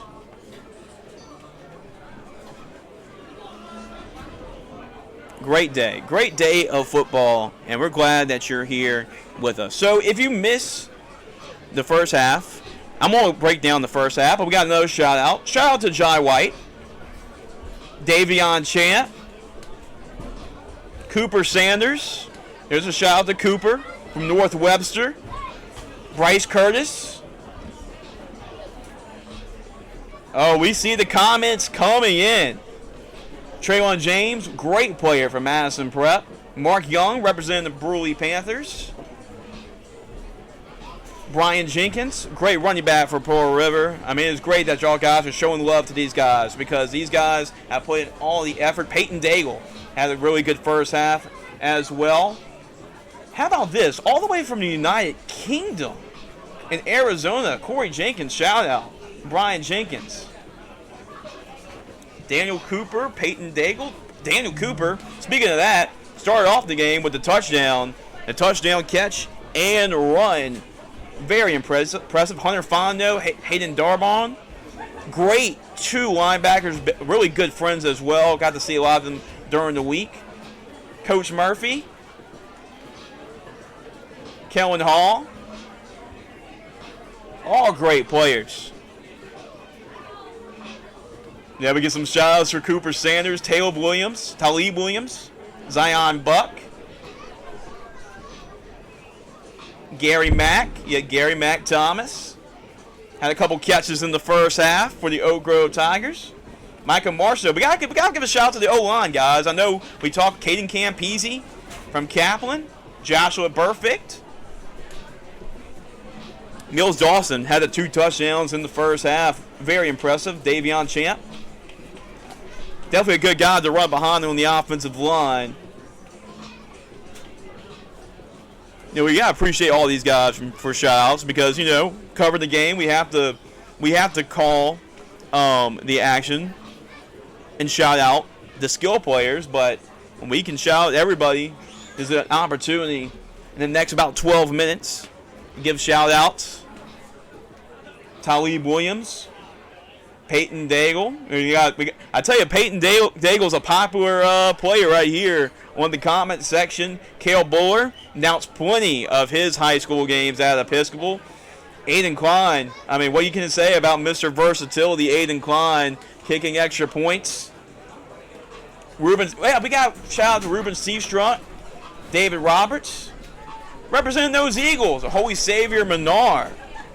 Give a shout out from 446 Sports. That's great. Oh, Grandma, Carlos, your grandma's watching you. Miss Judy. Caleb wins. Yeah, I agree. The secondary has really held their own. Really good coverage in the first half. Great comment. Yeah, Todd Wright had a catch in the first half. Ridge Collins. Yeah, we got a lot of representatives from Sophie B. Wright. Hunter Fontenot. Talib Williams. Jermani Davis, Mr. Do Everything for Cecilia this year. Played a lot of quarterback, running back, receiver. Played all over the field. Yeah, Micah Marceau is really showing his own. I mean, this is a really good defensive line from really both teams, and he's really showing out. Calvin Batley, representing the Dolphins, collegiate. Carlos Bazert, yeah, he's really showing out on the defensive line. Was really looking forward to see what he would do on the defensive line. And I agree, Ryan, I'm having a lot of fun in Orange Beach. It's just a really fun time to be here. Yep, Tolee Williams, Livingston. What a season they've had, winning 10 games, making the playoffs. And Kaylin Davis some love. Tolee Williams has been a very popular guy on the comment section on Facebook. I love this, guys. I love y'all interacting. That's what it's all about. I mean, the players are interacting, but we want to make this an interactive experience for y'all as well. That's what it's all about. Just having a good old-fashioned fun time here in Orange Beach, Alabama. And when we're talking about it, the 2 touchdowns, that's really the difference in this football game. A couple big throws early on from Mills Dawson. Daniel Cooper, the Alabama native, really getting things started with the touchdown. And then after that, Tremont Douglas had a touchdown catch. Yeah, we got representing all the Franklin Parish Patriots. Bryce, Eli Foster, Antonio Alexander from Brobridge. He had like 140 tackles this year. Was really a tackling machine. Was on our Gridiron Football Player of the Week list earlier this year. He was on the list a couple of times, by the way.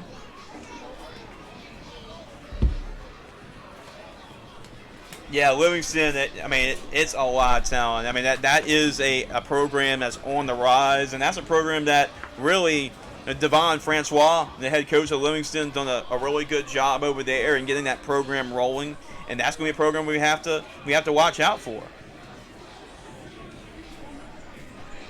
Yeah, Kale, big Kale. Love the shout-outs. Representing those Knights of Episcopal.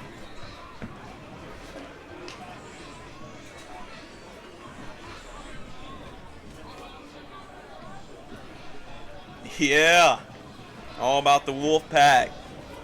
So if y'all missed it earlier, we had the 7th and 8th grade junior high All-American Bowl game, and it was a great time. I mean, this is the first time we put on this event for the 7th and 8th graders, and it was a fun time. And now, looks like the East team is doing pretty well right now. I mean, you consider it. I mean, you just look at it. I mean, the East team put over 30 points, had a shutout here today. Their quarterback, Eli Miller, Isaiah Jackson were kind of the stars. Eli Miller from Catholic High. And the 8th grader, Eli is going to be, looks like the next great one from Catholic High in Baton Rouge at quarterback. And then some of the Woodlawn guys, North Iberville guys showed up for the East team here earlier today. If y'all watch it, actually on our Facebook page, y'all can go back and watch that game if y'all want to. And everything's going to be uploaded too. So everything will be uploaded. It's on Facebook. Y'all can go back and watch the game. If there's a play that y'all want to go back and watch, yep, it's on our Facebook stream. And we'll also post it on YouTube. We'll have a highlight. We'll have game recaps when we talk about this football game. We're going to have all that for you here at GridironFootballUSA.com. Make sure to visit our website, GridironFootballUSA.com. Kendrick Alexander, that's a good shout out too. Josh Williams, got to represent the other Mustang, right? Keemon Johnson. Yeah, pretty much all Cecilia. Yeah, that's a good one. I believe 3 different players represented here. We got Germani, we have Ridge, and we have Kendrick. Those are 3 great players, and Cecilia had a really good season this year. Love it, guys. We're under about 6 minutes left until the end, until this break. And I just want to talk about really the week. Samaj Hayes, yeah, that's a good shout out too. Just a week. It's been a great week here. Everybody's coming, on Tuesday for sign-in. Everybody's getting ready for the week. The game was actually, originally scheduled for tomorrow. It was. When we looked at the schedule, we just had to push it back to Thursday because of the forecast, the heavy weather forecast in the area. But it was a couple of days, but it was a great couple of days, and we'll get to talk more about it. Some more shout-outs, and I'll talk to you more about the week. Michael Marceau, Travion Day as well, Hunter Fino. Appreciate Danny. Checks in the mail. Yeah, indeed it is. Indeed it is. Best day of the week. It is. This is like the cherry on the top. I couldn't agree with you more, Anna. A lot of great young men getting a chance of a lifetime. This is what it's all about. And then Andy and I, we talked about earlier yesterday, but 27, we had Fellowship of Christian Athletes come and talk to the players, and 28 players announced that they were going to devote their life to Christ. And that's what it's all about. It's the 3 F's, right? In that order. And that is faith, family, and football.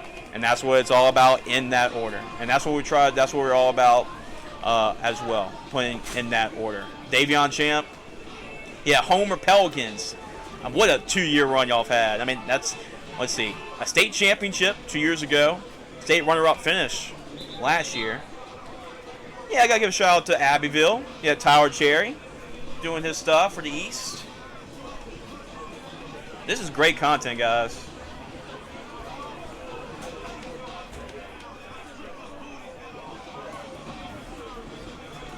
So, really in the week, we had a 7-on-7 blitz. I mentioned to y'all about this right before halftime. That was when we had set. If y'all get the chance to do this, I mean, this is really good to put like on a Monday because to start your week like a motivational Monday type of thing, we had a 7-on-7 blitz where we had 7 former college and NFL players who are actually coaches. They're coaching these guys throughout the week. We have Marcus Randall, who threw the Bluegrass Miracle for the LSU Tigers. He was involved and gave his speech. His brother Eric Randall was a national champion quarterback at Southern. We had Tremont Douglas, who's the head coach for the East team. And we had Corey Webster. Yes, that's right, Corey Webster, the national champion at LSU, a 2-time Super Bowl winning quarterback for the New York Giants. He spoke to the guys about his experience. And Gabe Northern, an all-time great at LSU, and really was a really good football player for the Buffalo Bills and Minnesota Vikings. These guys gave really speeches about how they got there, and all of them harping on having faith in God and having trust in Him, and let everything else fall in place. But you have to work for your opportunities and take advantage of those opportunities. I would just say go back and watch it. It was great. We streamed it yesterday, and we put it up this morning. Go back and watch it. So score update. Yeah, it's 14-0 right now for the East. And as far as the score, it was 2 touchdown passes from Mills Dawson. One of them went to Daniel Cooper, who's from right here in Alabama, scored a long touchdown pass and catch, run and catch. And then the second touchdown was another touchdown pass from Mills Dawson. So Mills has 2 touchdowns in the first half, and the second one was to Tremont Douglas. That's right, the head coach's son scoring in this game. That is probably the play of the game, I have to say. If I have to say play of the game in the first half, that's probably it. Yeah, both teams are out here just getting a little warmed up.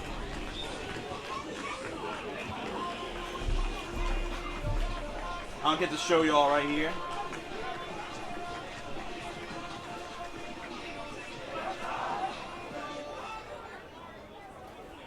Yeah, I'm a cameraman now, apparently, right here.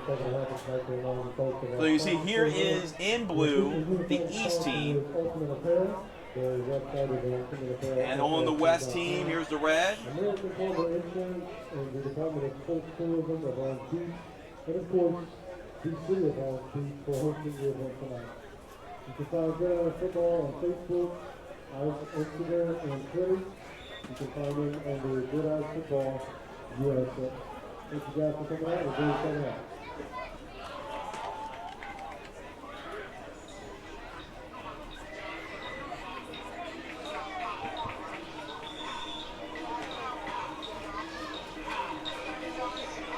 Teams are getting together, and we're going to get this thing cracking again.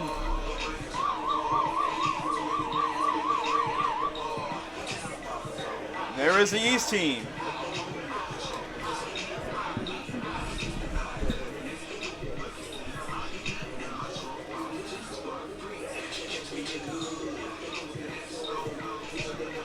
And there's the West team on the other side.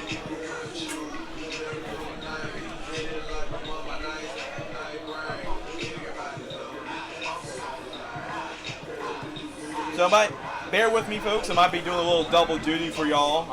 Most important thing is to cover the action and make sure we get the shot. So might not be as talking as much as it was in the first half.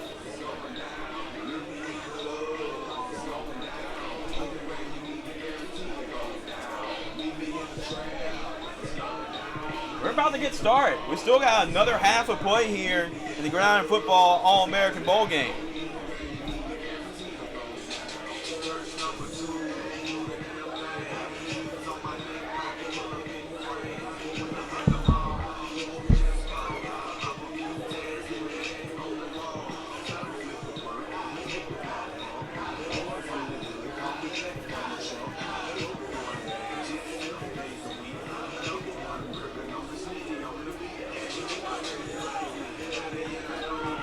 West team will get the football to start the second half.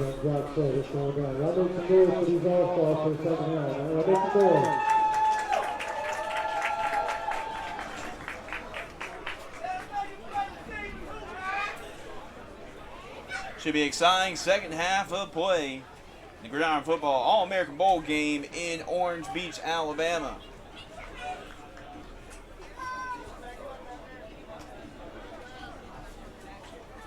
Just in time for Randy to come and help me with the camera work.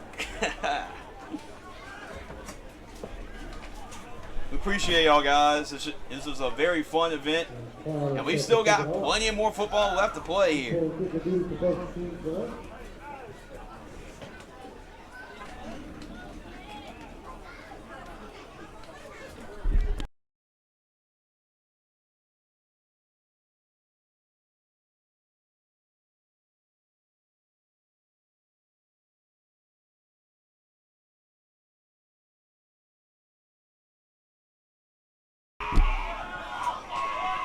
Really, both teams are being pumped up in the second half of the kickoff.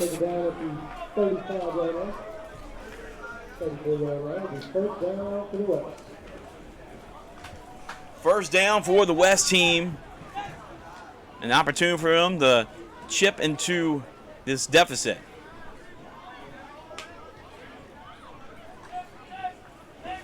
So, Andy, I know you're a busy man, but at halftime we had a lot of shout-outs, a lot of comments, a lot of people just talking about how great this whole event was and how this day was. So it was just great interaction at halftime with the fans. Well, that's awesome to hear. We had a few little, technical issues we had to go work out with the coaches. So we got everything straightened out. It should be a really exciting second half to see here. It's a big running back from Elton, Louisiana. Yeah, the jackhammer, Jamarcus Jack.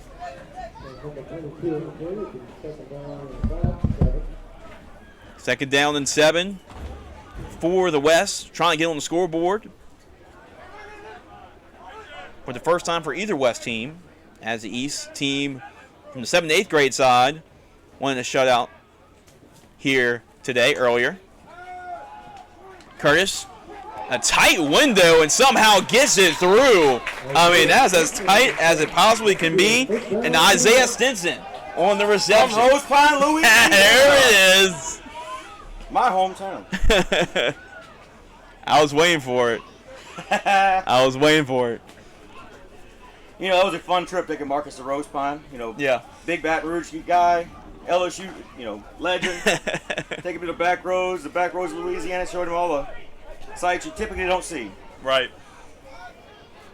Trust me, you learn a lot when you're with Andy. I guarantee it. I'm a Louisiana boy through and through. I'm a Thibodeau and a Bryson and a Max. So there we go. You ain't gonna find much more Louisiana. I guess Jace Lejeune. Lejeune. That's pretty Louisiana as it gets right there. You got Thibodeau over here and Lejeune. So yeah, there you go. There you go. Adding a Boudreaux here and there, we're all good. No Boudreaux. Oh, no Boudreaux. No Boudreaux allowed.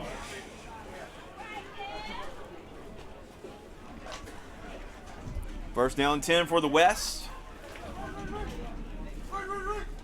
And the West has had really good field position tonight. It's just all about making the most of that opportunity.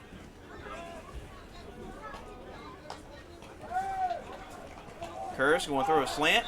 Too high. It's going to be third down.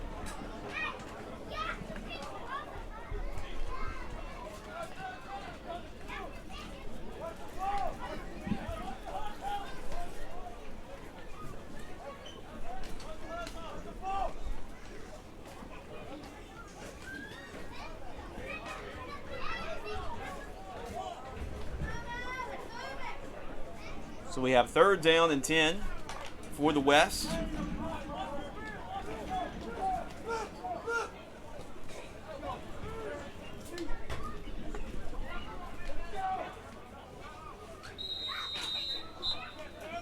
We have a timeout call on the field. I had a nice long talk with the coaches from the West team. They're a little fired up about this half. They're ready to get playing. The players over there, they're excited about the second half. They want to go ahead and show what they got. They just don't feel like they've been able to do what they wanted to do. So I'm excited about the second half because I want to see what Coach Shriver dials up. Him and Chris Towery, two big offensive minds. I don't know if you guys know this, but Towery played at UL with Jake Delhomme. So Yeah. you know, back in the day, Chris Towery played at UL. Two big offensive guys. Towery, you know, That's like Brandon Stokely and Jake DeLone. right. Yeah. You know, so that was teammates of James Shriver. Shriver's the head coach at St. Edmunds High School. So this is about to become a very lively game. So stay tuned, people. This is gonna get real here in a second. Yep, and especially second half adjustments and get to talk with all the yes. coaches. And is it going to be an interesting chess match in the second half?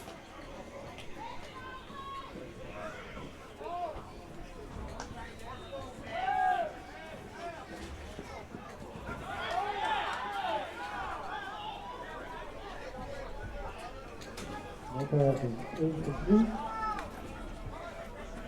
And Trippett right there, taken. Then on 4th down.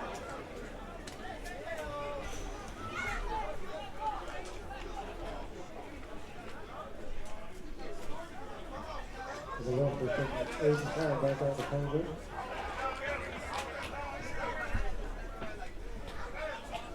We'll see Mr. Quan up the punt again. 10:45 just starting. And John Wright back to the field. The third quarter.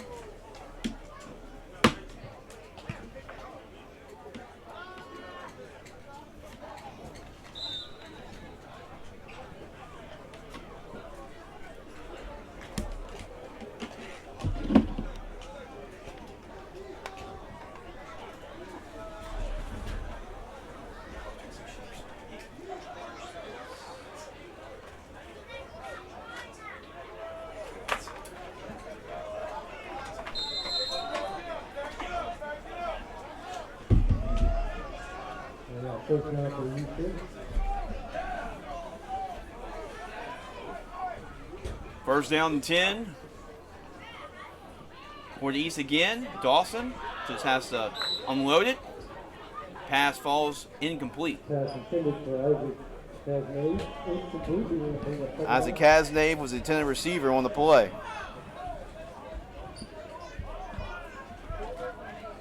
You know, Isaac Cascade is a really heartwarming story. The city of Slidell actually rallied around Isaac to get him in this game. They really wanted this young man to show his talents. So, kudos to Slidell for helping Isaac Cascade get in this game. So with Isaac Casnave, when my dad was an intern head coach at Blackman High School and had to play them in the playoffs, and he told me all about Isaac, and I was like, man, he is a load and something you have to play against for. And it's like he gave my dad and the Blackman Green Devils all they can handle in that football game because of Isaac Casnave.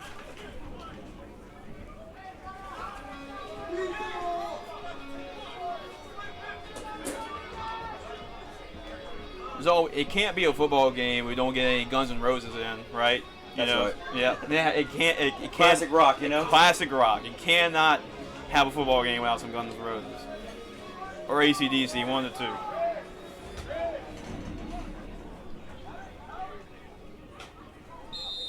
Here we go again. Second down and 10.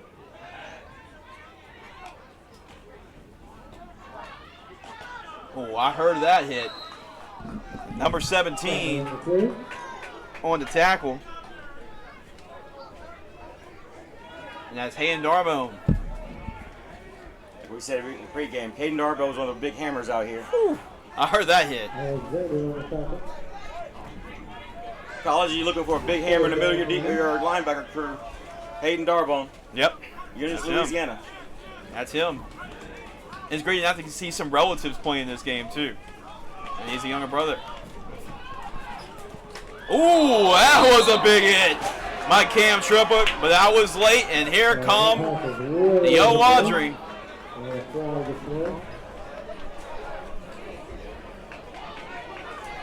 Well, I heard that one. A little late by Triplett.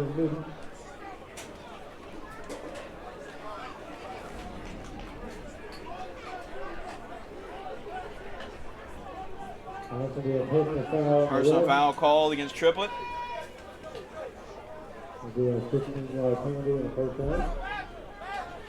I'll tell you one thing about number 5. He is not afraid of anything. I can tell you that. Cameron Triplett.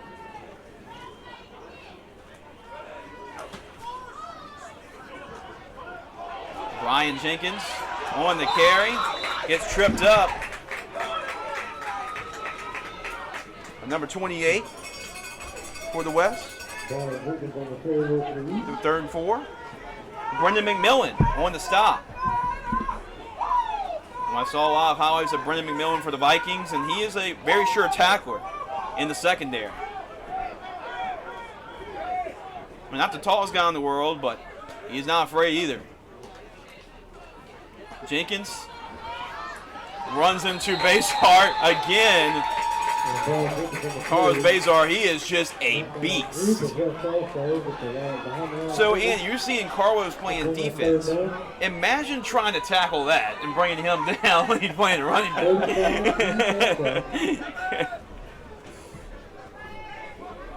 I bet that was fun 2A football this last year. Oh, yeah. That was some, I mean, talk about some physical football in 2A. We got Rose Pond and Mandy and the Boyles. Like, wow. Those are some physical football teams. A great get off the edge. And connects with the receiver near the sideline, number 17. Right here from Orange Beach. Will Riddell with the reception.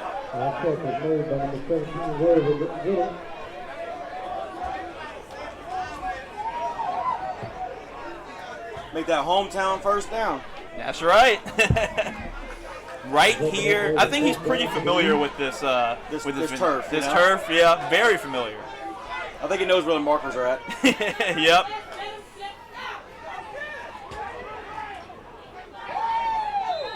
Play was swallowed up again.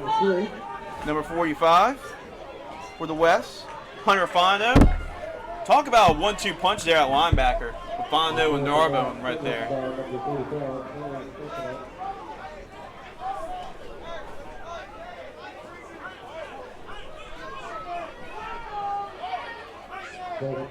Second down and about 7.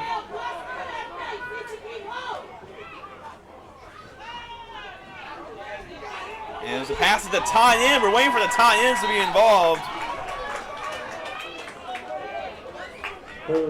Trayon Day from Livingston with the reception.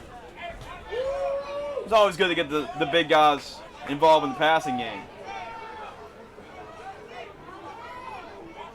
Third down and about 5.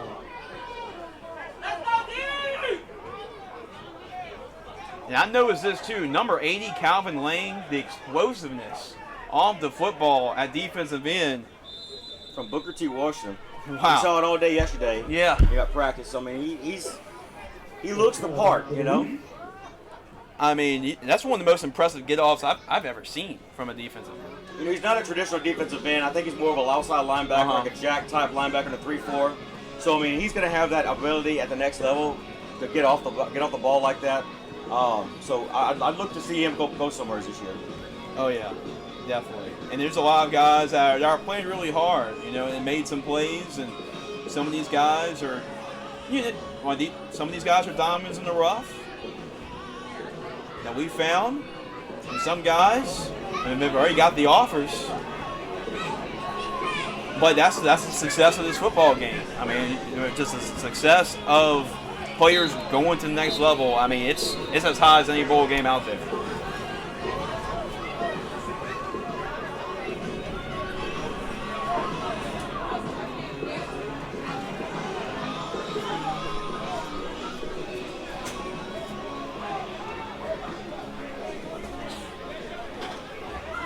Now, we've seen a lot of 3rd down 5s here tonight. Here's another one.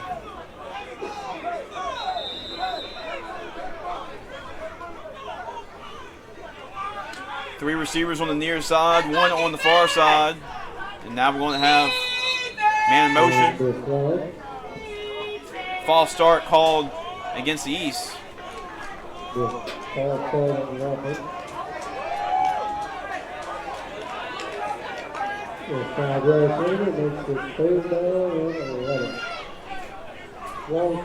that changes things. Instead of about a 3rd down 5, 3rd down 6, now it's a 3rd down 11.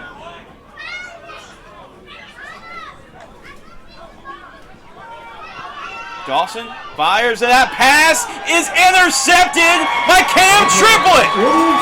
And was like, I'm not going to mistake the second time. I'm going to get it. And we all know Cameron's going to celebrate. When he makes a play, he's going to celebrate.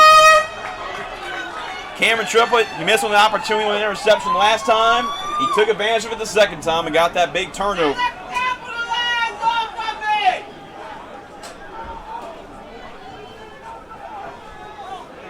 So time update, 6:05 left to go in the third quarter. And interesting enough, that was the first turnover of the football game, and pretty clean with that until that interception. Well, let's see what the West can do. Can that be the spark plug? Here's Kane Campese. And actually, it's a big run for the West. That's exactly what they needed. Kane Campese from Kaplan High School. And that is going to be a first down for the West. We're waiting for Kane Campese's name to be called. He ran for probably a gazillion yards this year for the Pirates, and that was a big play, much needed for the West.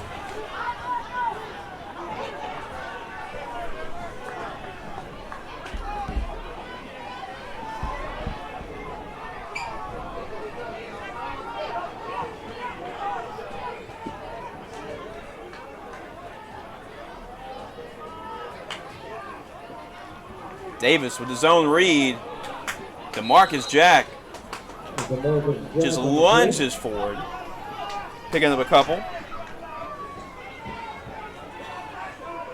Was brought down by number 25, Joshua Perfect from East Ascension. I just saw the comments. Over 500 comments, guys. Keep it coming. That is awesome. We love to hear your feedback. One set on the near side. Davis going to hand it off to the bruising DeMarcus Jack. He's still on his feet. Still carrying, guys. And now we reach inside the 5-yard line, which means that big number 13 might be time to give them football. I see the West team can punch it in. We got some support from the fans trying to get the West team on the board. That makes first down if that big run. Yep, first and goal. First time that the West team is inside the red zone. And there's Kieran Davis, the East Carolina signee, joining Davis in the backfield. Here comes Davis. Davis powering forward, just short. You know his head coach, James Shiver, he wants Kieran to score a touchdown before it's all said and done.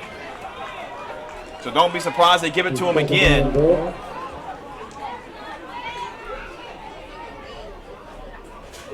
And they're running behind big number 75, Micah Marceau,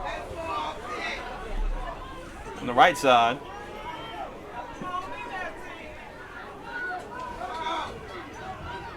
We go second down goal. They're going to try this one again. It's going to be a keep for Davis. Davis makes a move. That's a touchdown! Touchdown West! Kalen Davis leads the West with a touchdown. And the West team, we finally have a score for the West team for both 7th and 8th grade and the senior game. We finally get it. 14-6. Andy, we got ourselves a ball game.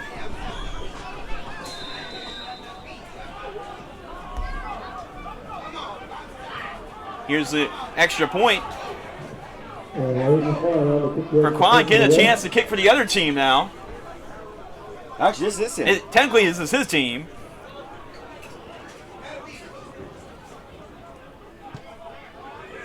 And Klein misses it. Misses the extra point. So it's 14-6. So keep in mind with that missed extra point could come huge in this football game later on. So 3:59 left to go in the third quarter. And it's 14-6. But a lot of great momentum now for the West because they get the interception from Cam Triplett and they result in points. That was the big thing. Their defense has kept them in the football game, and their offense finally delivers with putting points on the scoreboard. And the city of Orange Beach co-hosting the event this year. You can find Gridiron Football on Facebook, Instagram, and Twitter. All three social platforms are under Gridiron Football. Yeah. We got one touchdown game here. Touchdown drive. Got started with a big run by Kenan Campese, and it ended. It was capped off with a touchdown run from Kalen Davis, the quarterback from Patterson High School.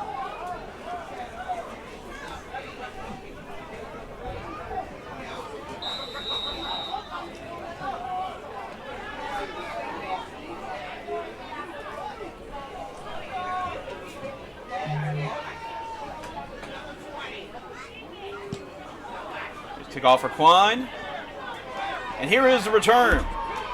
Trying to go east to west. He's going backwards. Great coverage. Still on his feet. He's still going backwards. Great coverage by the West Special Teams unit.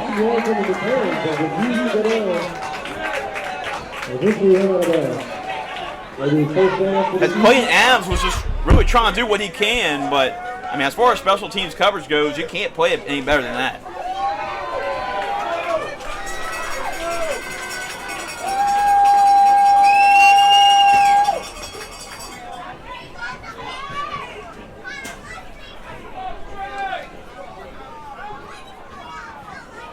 So the ball will be spotted at their own 14-yard line.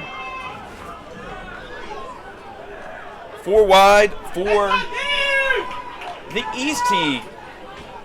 Going through the outside, the pass is incomplete. Play is blown dead. But now, let's see with the defense. The West defense really kept this team in this football game. Now, their offense got a touchdown. So, the momentum swing is leaning towards the West team now. Let's see if the East team can take advantage of that and bring that momentum back towards the blue side. And off up the middle for a short gain.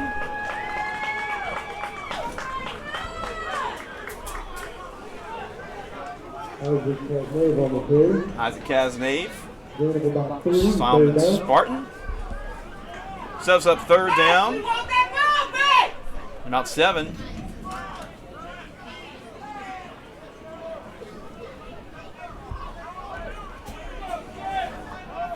Running down about 3 minutes left to go in the third quarter. Dawson scrambling, throws across his body, and it is caught again.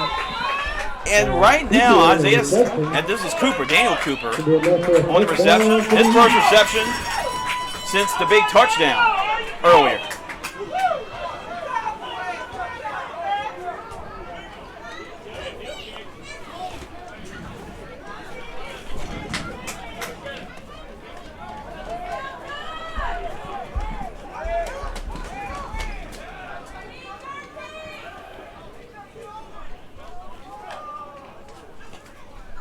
Oh, right away, there is number 27.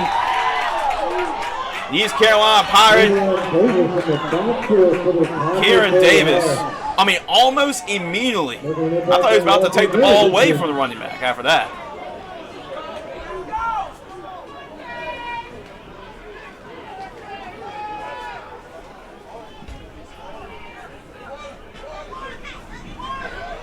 And y'all see why ECU likes him so much.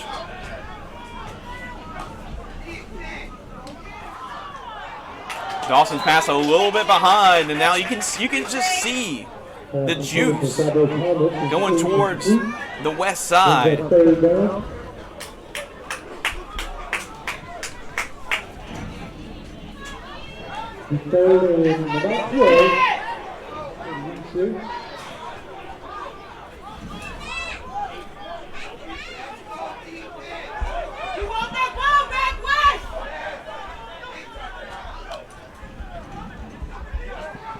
From behind, Dawson just has to throw it up, and the pass is intercepted!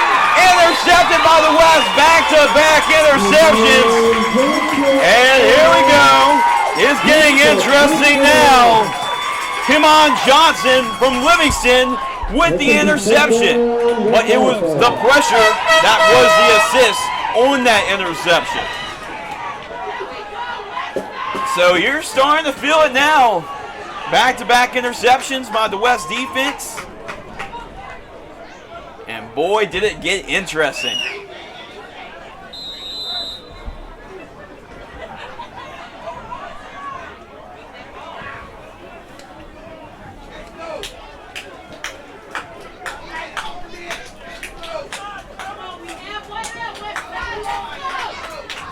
And I just love it, Andy, because you get to hear the parents really cheer to see who they're cheering for. There's a pass to the left side. And a pretty nice run after the catch for Isaiah Stinson, who's really, Isaiah, representing your Rose Pine Eagles, has really become the top passing target right now for the West team.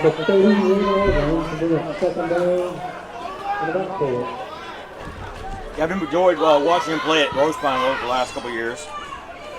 He's really come into his own this last year or so. Yeah. And Rose Pine, they played right with the Manny Tigers, 2A state champions this year. Led by Tackett Kurz is going to USC. And how about this run? So did you right? That's going to be a first down for the West.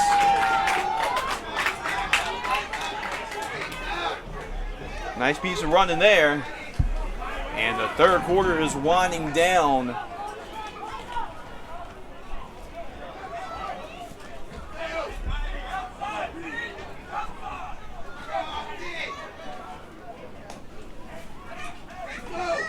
And immediately, boom, goes the dynamite. Big number 93. From the Escambia High School in Pensacola, Florida. Quez Minor. Ooh, with the takedown. I mean, really, you can just feel the energy, and it feels like it feels like a college game. It really does.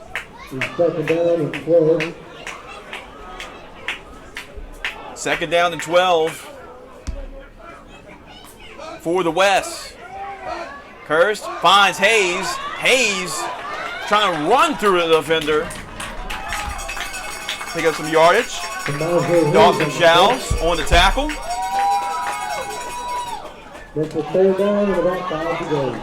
And how about that? Andy, we got ourselves one more quarter left to play here in the Gridiron Football All-American Bowl game. Well, all I have to say, grab yourself a drink, get your favorite crazy boy, and pop some popcorn and enjoy this last fourth quarter. 15 more minutes left to play. West down 14-6 to the East team.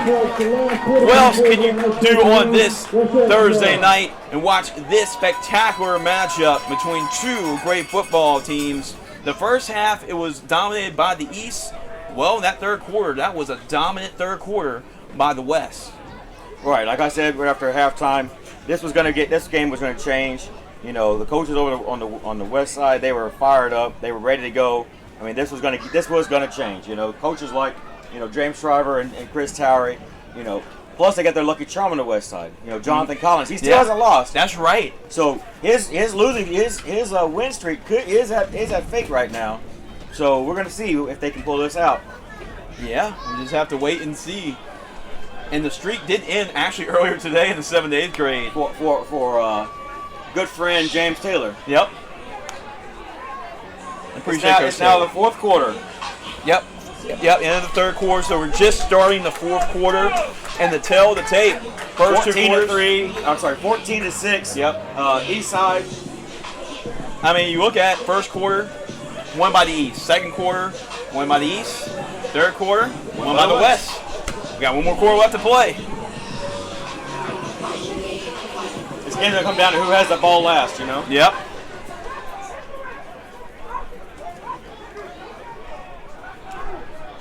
West team has been fueled by 2 interceptions, one by Kimon Johnson and the other by Cam Triplett. Curtis going to hand the football and lunging up in the air to get 2 extra more yards to move the chains. Number 88 on the field, tackle number 98. Calvin Bradley. 88 is Marcus Clark to the left. That was Marcus Clark on that carry. Now this is going to be 4th down and short. I mean, as short as you can possibly get to an actual 1st down. Here we go. Curtis hands off to the pounding Kieran Davis, carrying defenders on his back to move the chains, and that is going to be 1st and goal for the West.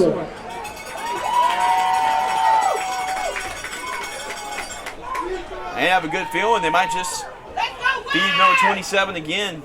Why not? Let's see what we got here cooking. Clark's in the backfield. Here in Discovery, representing the Swamp Owls. Curtis is going to hand it off to Clark. Well defended by the West and by the East. Devin Strange from Marcus High School. Got a couple Division I offers. How's I need y'all to do what y'all do? Let's go. Let's go. Follow your helmet. 2nd and goal. West threatening to score again. They're going to throw. They're going to throw the fade to the left corner of the end zone. Is that caught? What's the official signal? It is! Touchdown West! Samaj Hayes with the touchdown grab. Sports Center, let's put down the top 10. Curtis throwing a catchable ball for Hayes. And he comes down with it with a big reception. So here is the very important 2-point conversion. With the missed extra point by Aiden Klein, we're in this position. This to tie the football game up with 13 minutes left to play.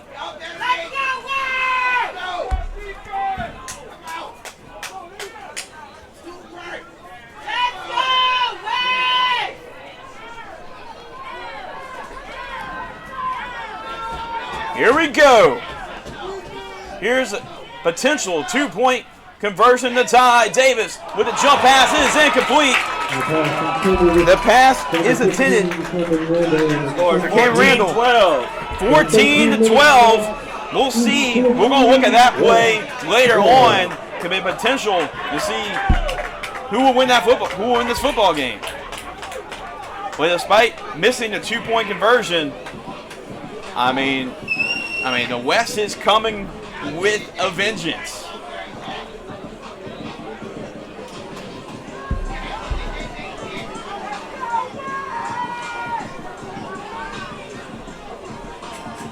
Ooh. If you're not watching this one, you tune out of this one, you just don't like football, because this is a really good football game between 2 great football teams. You can't ask anything better than that in the first year here at Orange Beach, Alabama.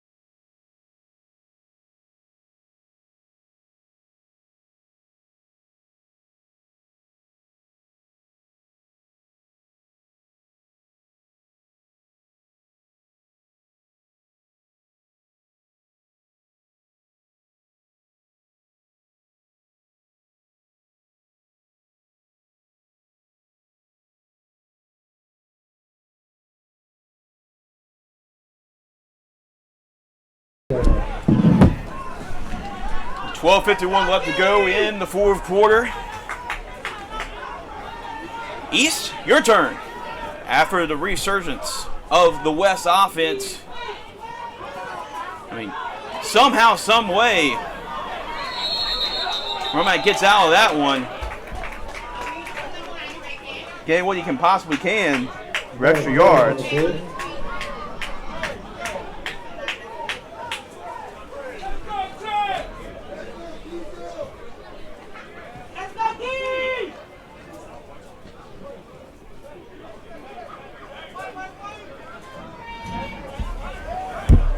Second down and 8 for the East. Chapman with the carry. Carlos Bazert.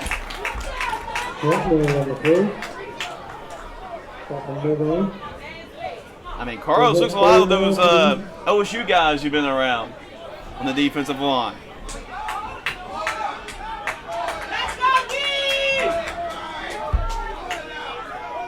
Three receivers on the near side, one on the far side.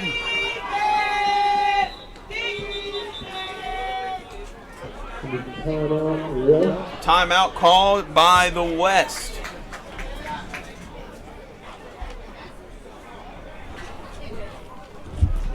I believe that is their first of the second half. But yeah, y'all come and show y'all predictions here. Who do y'all think is going to end up victorious after this one? Conrad Wilson predicts that the West will win. The score is 14-12 East.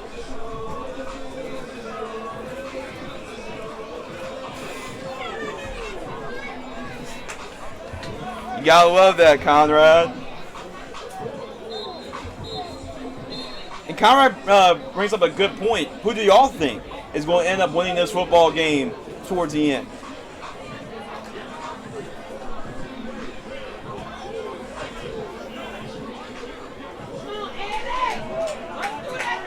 I love Derek's response. Marcus Jack's going to run in for the game-winning score.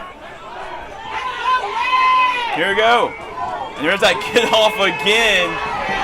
Dawson gets hit from behind. Kieran Davis. And I'll tell you, when you talk about Kieran Davis on one side, and then you have on the other side Lane from Booker T. Washington, just pick your poison. You know, we talked about that for the last couple of weeks, Chase, you and I in the office, about how this, you know, both teams are loaded at the defensive end spot. You know, so we've seen that a lot tonight. You know, both quarterbacks have, you know, all quarterbacks having issues. So I mean, this is what we thought it was going to be. You know, close game, low scoring game. So. And you can tell the West coaching staff has made some adjustments over halftime. Correct. To get in this position.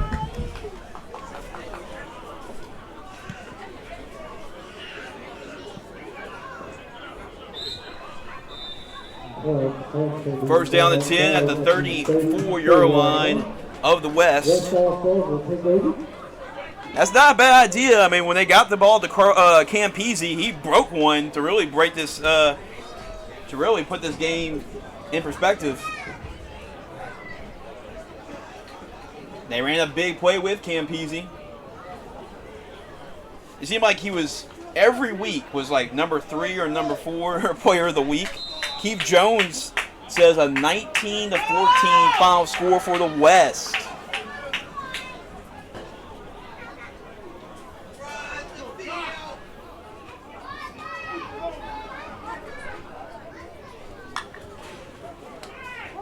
Quarterback run for Davis, the spin move.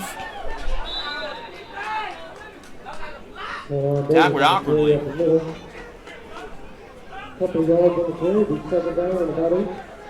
But Davis was pressing the 0 button on the Madden right there with the spin move.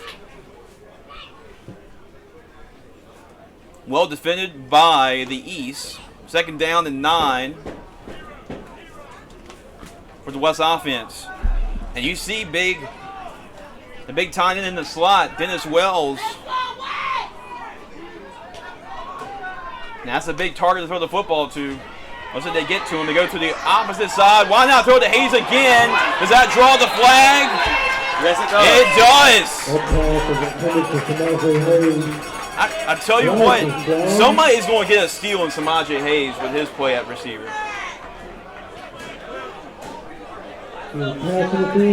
Montez Champ. That's right, the gun show man himself from Homer.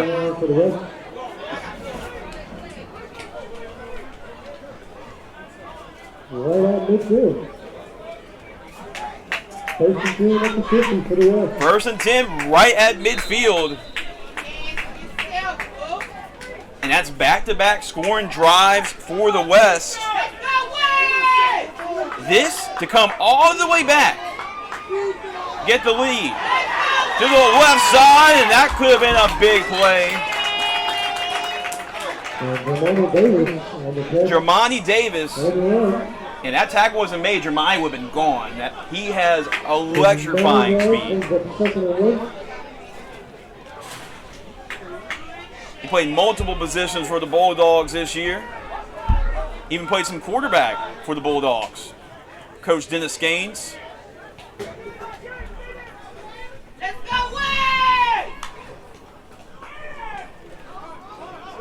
Big hole up the middle by the offensive line. And Davis, that shows you exactly what he was able to do. Picking up the yards. He had a reception and he had a run. That's literally what he did at Cecilia. Multiple different ways to give him the football, as explosive as he is. The East defense a little bit on their toes after a great first half. And again, that's the big man from Escambia in Florida. Jaquez Minor on the stop. Making his presence known on the inside. And 93 is really tough to handle on the inside of the defensive line.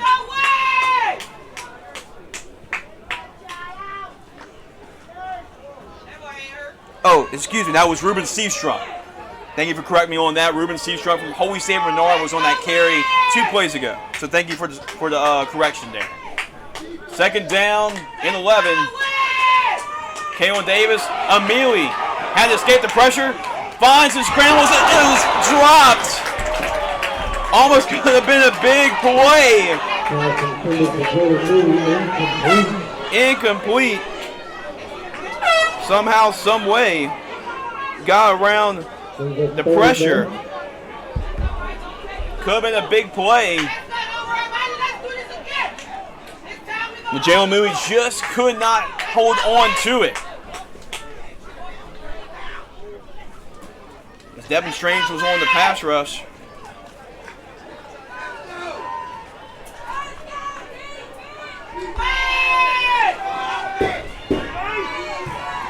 Third down, 11.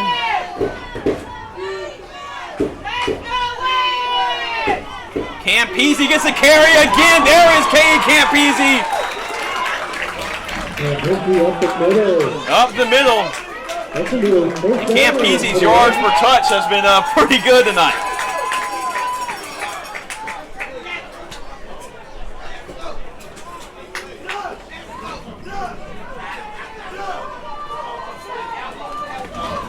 The 25-yard line. The West is on the move. Is on the move.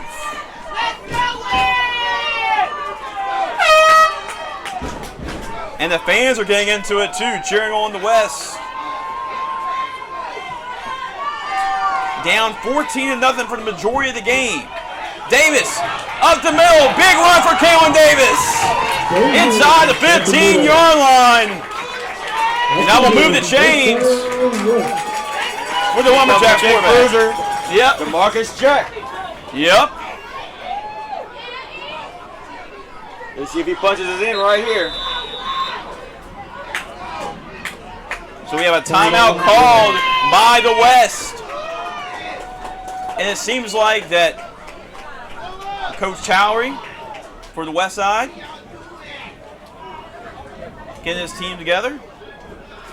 That they really found a game plan here in the second half on the offensive side of the football. So here's the situation for y'all. It's 7:31 left to go in the fourth quarter. And it is 14-12 with the East team up on top, but the West team is driving and threatening to score. They were down majority of the football game. It all started with the touchdown pass from Dawson to Daniel Cooper, and they've led the entire way. But going through 3 quarters and then some, the West has a chance to take their first lead of the football game.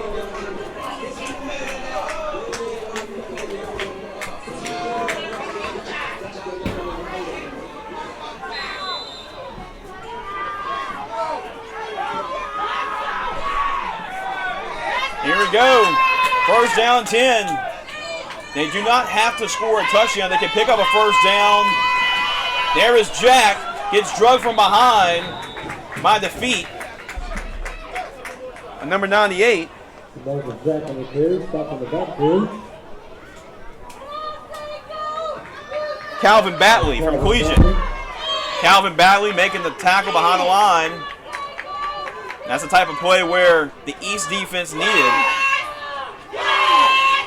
Also keep in mind, too, field goal here. Field goal can get you the lead here. You're only down by 2. So Aiden Klein can be in play right here as well to take the lead.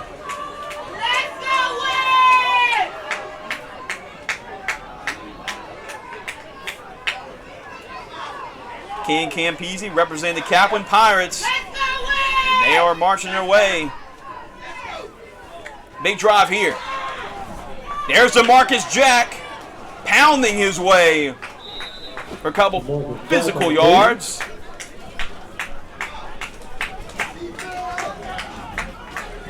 So everybody's wanting Davion Champ in the game.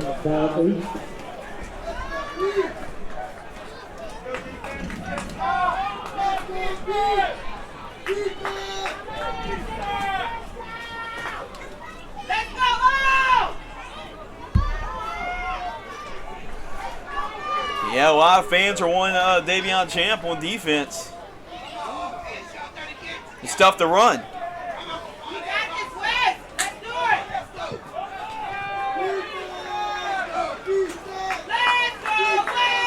Third down and 8. Huge play is an understatement.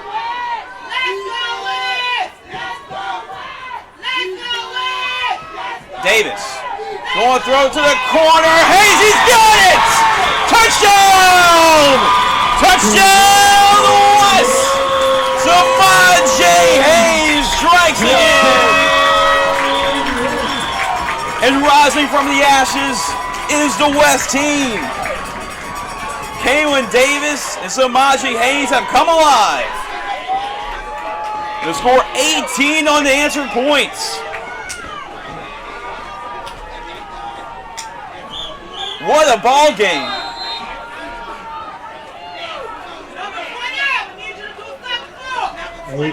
Aiden Klein with the extra point to make it 19-14.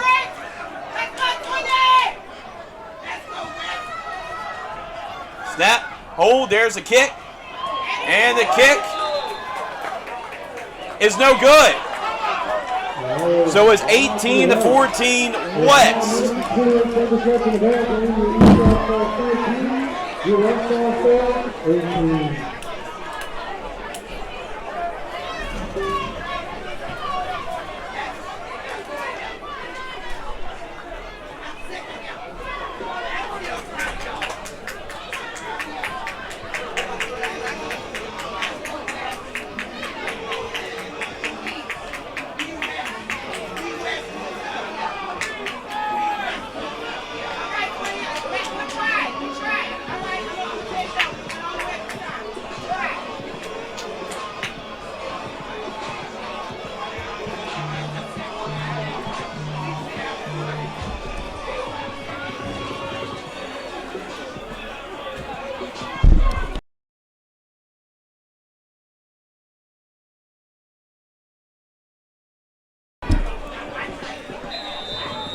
5:28 left to go in the fourth quarter. West on top, 18-14.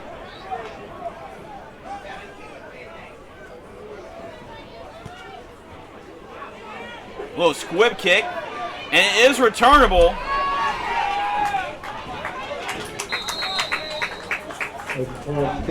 So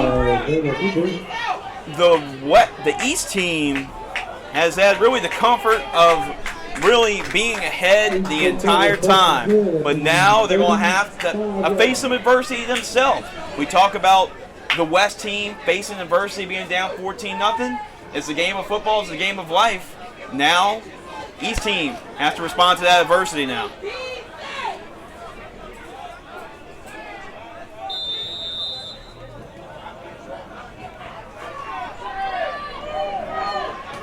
See what Mills Dawson does. It's been a quiet second half for Mills Dawson because the pass rush has been there. Calvin Lane, Kieran Davis have been really a nightmare bunch. And it's called by Isaiah Stinson.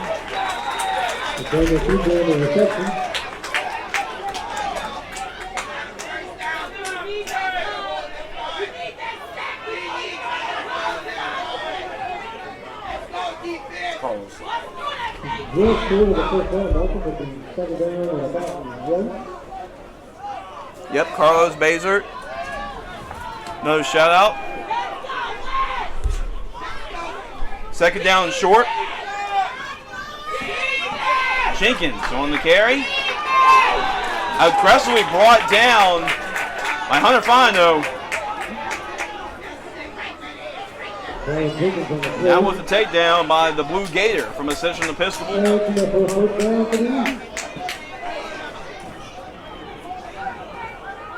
And that moves the chains for the East. 4:26 left to play.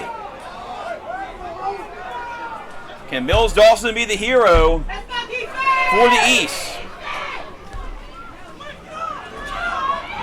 There's a throw, but it is bottled up pretty much immediately by a swarm of West defenders.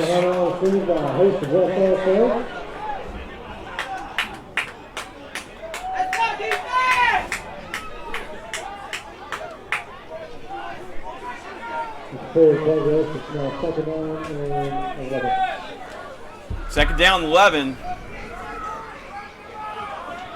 for the East.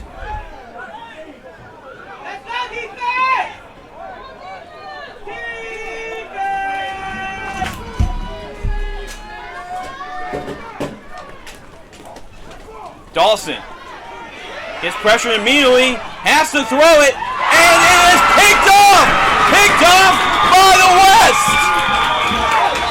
3 straight interceptions. Number 21 for the West with the interception. Jalen Gilliard from East Jefferson with the interception, and with the assist, Carlos Bazert on the pressure that forced Dawson to throw it up. 3 straight interceptions.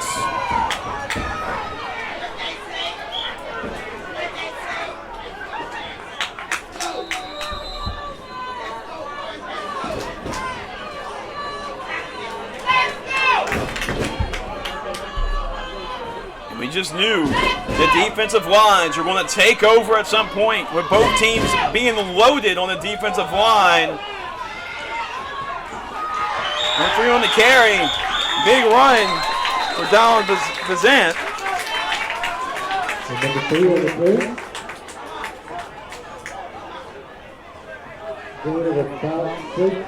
Donald Bazant on the carry. It was tough, hard yardage.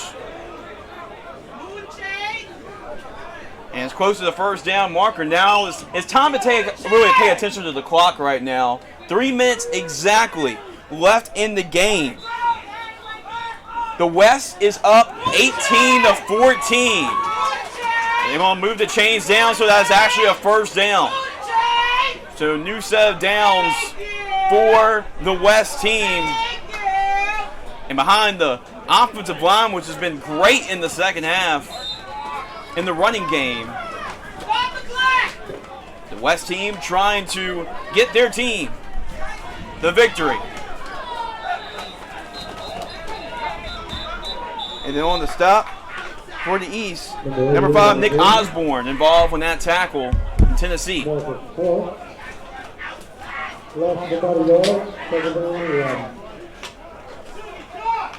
the timeout game has come to play for the East. Now they burned a timeout earlier, so they have one timeout remaining. 2:47. So this is a situation. 2:47. West up 18-14. What do you think about this, Andy? I mean, the last 2:47, the way that the West defense has played the last couple of drives, and have a chance to ice this one up. So like I said before, I had that talk with Chris Towery and James Shriver earlier, and they was like, "Hey, we're gonna change some things a little bit." So they changed some things over, and like I said, they're good luck charm. I think they would rub his head a little bit. Jonathan Collins. Get that going. Get that mojo. That magic mojo going. Yeah, but great job of adjustments for Coach James Shriver, Coach Chris Towery, that whole coaching staff. Travis Blaze as well. Second down and 11. Shriver, Terrence Blankenship. Yep, Terrence Blankenship from Jonesboro Hodge, too. Can't count him out. This is an A-list of coaches as well, just as players. Yeah. Almost every coach in this game is a head coach at a high school somewhere. Yep. Except for the NFL guys that's here on the sidelines helping out. Right. I mean, we have some star power with the coaches alone in this game. It's been unbelievable.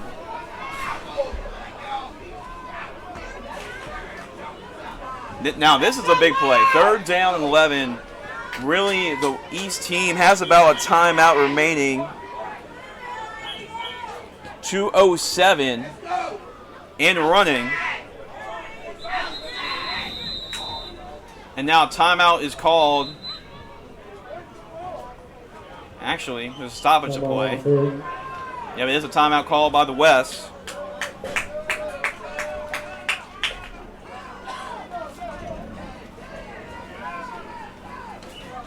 To 2 minutes exactly.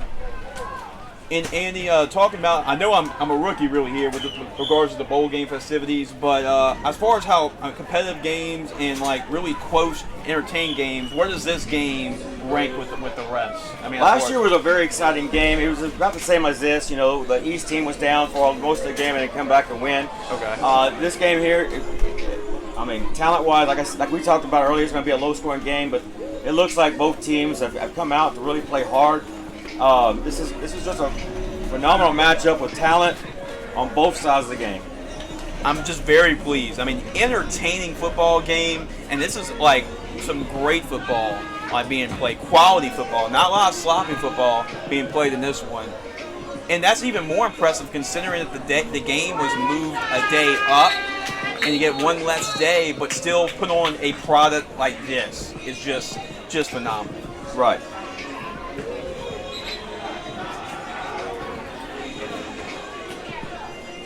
So Chuck Perkins coming in. You heard it here first. West by 4. And right now it's looking that way.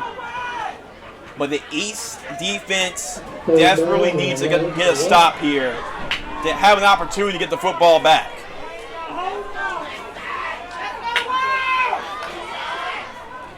Park is going to get the carry. And the East, just like we expected it to, it's going to come down to a final drive. And the East will have a chance to get the football back.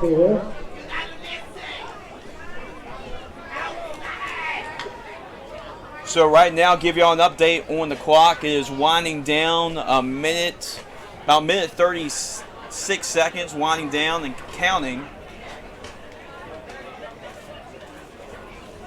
And right now what the West is trying to do, they're trying to run down as much time as they possibly can.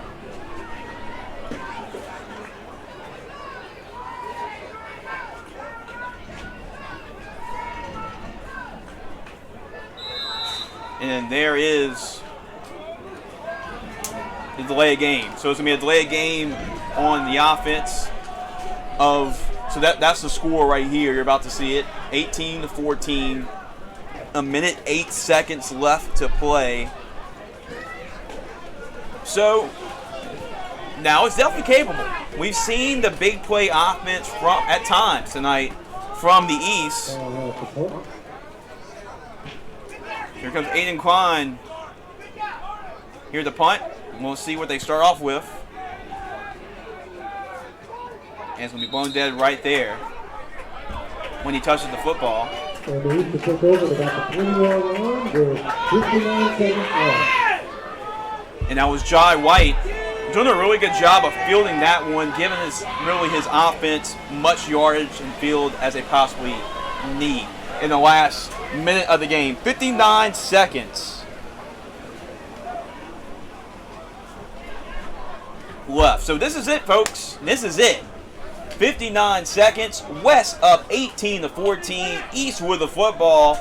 You can't draw it up any better than this. I don't think we would have a Hollywood movie would draw it up any better than this.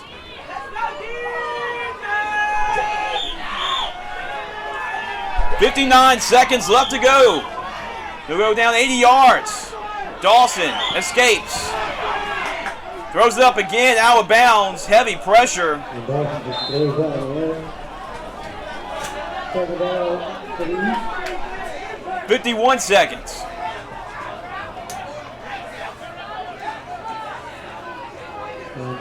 Second down to 10. And the pressure just keeps coming and coming and coming. There is no flag on the play.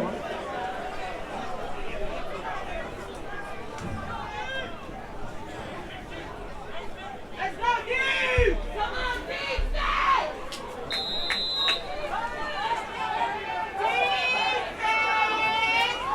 Calvin Lang trying to end this one as well with the pass rush. Kasdave bringing guys on his back, trying to go out of bounds. The clock continues to run. 40 seconds, under 40 seconds. Clock is still running. 35, 34, 33, 32, 31, 30.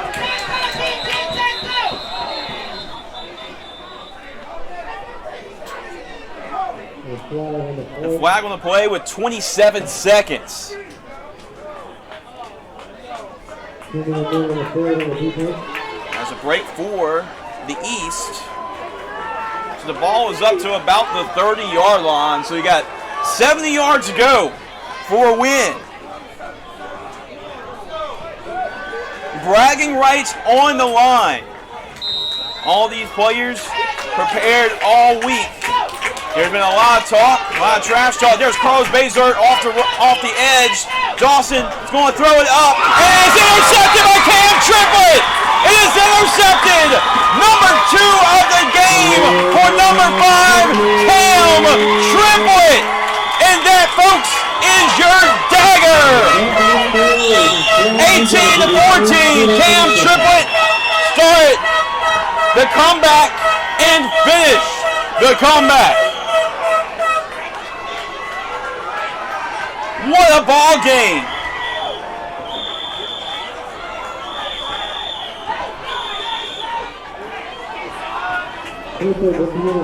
That's it. 3 seconds. Now, the West will have to run one more play, but it's the sweetest formation of them all. And it's going to be the victory formation.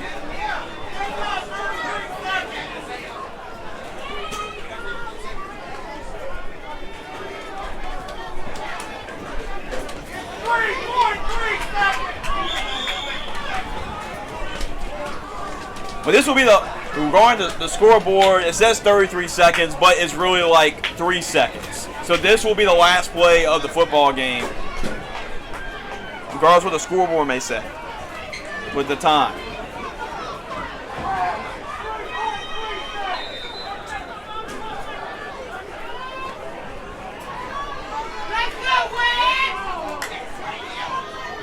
And there is the knee for Kalen Davis, the hero that's led the comeback. And that is your final. West victorious in the 5th annual Gridiron Football All-American Bowl game. What a game. West wins 18-14. Whoa, Andy. Let me take a breather out for that one. That was unbelievable. I mean, what a product that was on for you. Fantastic football game. Fantastic week. And this was a cherry on top, Andy. What a game. What are your thoughts after just soaking this all in? Whoa. What a game. I mean, there are a couple factors into it. I mean, the defensive line came alive for the West. The running game came alive. King Campese got things going. When they needed to throw the football, Bryce Curtis finds Samaj Hayes in the football game. It was a complete overall effort. It seemed like that everything was working for him. Running the ball, receiving, passing game, defense. It was all working for him in the second half. Well, I'm looking forward to the sideline reports coming in here momentarily, but with one of our sideline guys. So they'll be interviewing some of the players and coaches. We'll be signing off here in just a second, but man, what a game. One of the best ones yet. You know, looking forward to next year's big time game. And Andy, where do I sign up for next year? Because I am definitely bought in after tonight. It was a great football game with great talent all over the field. Any final thoughts, Andy, before we wrap up? Any performances that really stood out to you tonight? Yes, the coaches on both sides. I got to hand it to the coaches. Both staffs are immaculate with what they do, how they come in here, run these practices, get these guys in line. You're talking about running a full playbook in 2, 3, 4 practices to get these guys ready to play. You know, it's an opportunity for these kids to come in, show their talents. So hats off to the coaching staff here on both sides. I gotta hand it to the parents. I mean, they're the biggest playmakers of all. Oh yes. You know, they have to put up with these young men day in, day out. You know, dealing with all the ups and downs in life. You know, hats off to the parents and finally the players. I mean, each one of these guys put in a lot of work. They had 8 hours of practice yesterday, more practice in one day they typically have in a week. Yeah. You know, so they had 8 hours of practice yesterday, turned around again this morning, had 4 hours of practice. You know, so these guys are exhausted. This is probably the biggest game they've ever played in comparatively speaking because of the amount of talent on both sides of the aisle. So great game, great matchup, and just hats off to everybody out here. Yeah, hats off to everybody. Appreciate everybody that's been a big support of here. It was a thrilling success with flying colors here in Orange Beach, Alabama for the Gridiron Football All-American Bowl game. Make sure you like, subscribe to our YouTube channel. Go to our website, www.gridironfootballusa.com for all the latest information. We are on YouTube, Twitter, Instagram, Facebook. We're everywhere. We're everywhere at Gridiron Football. Make sure to give us a follow, give us a like, and you can go back, even though this was live stream, you can go back and watch the whole game as many times as you want. And we'll make sure to post it on YouTube as well. And one last thing, Jace, guess what happens tomorrow? Guess what happens tomorrow? What? We get started on recruit for next year. Oh boy, let's go! Let's go! Thanks for watching. We're signing off. You guys have a great night and a Happy New Year.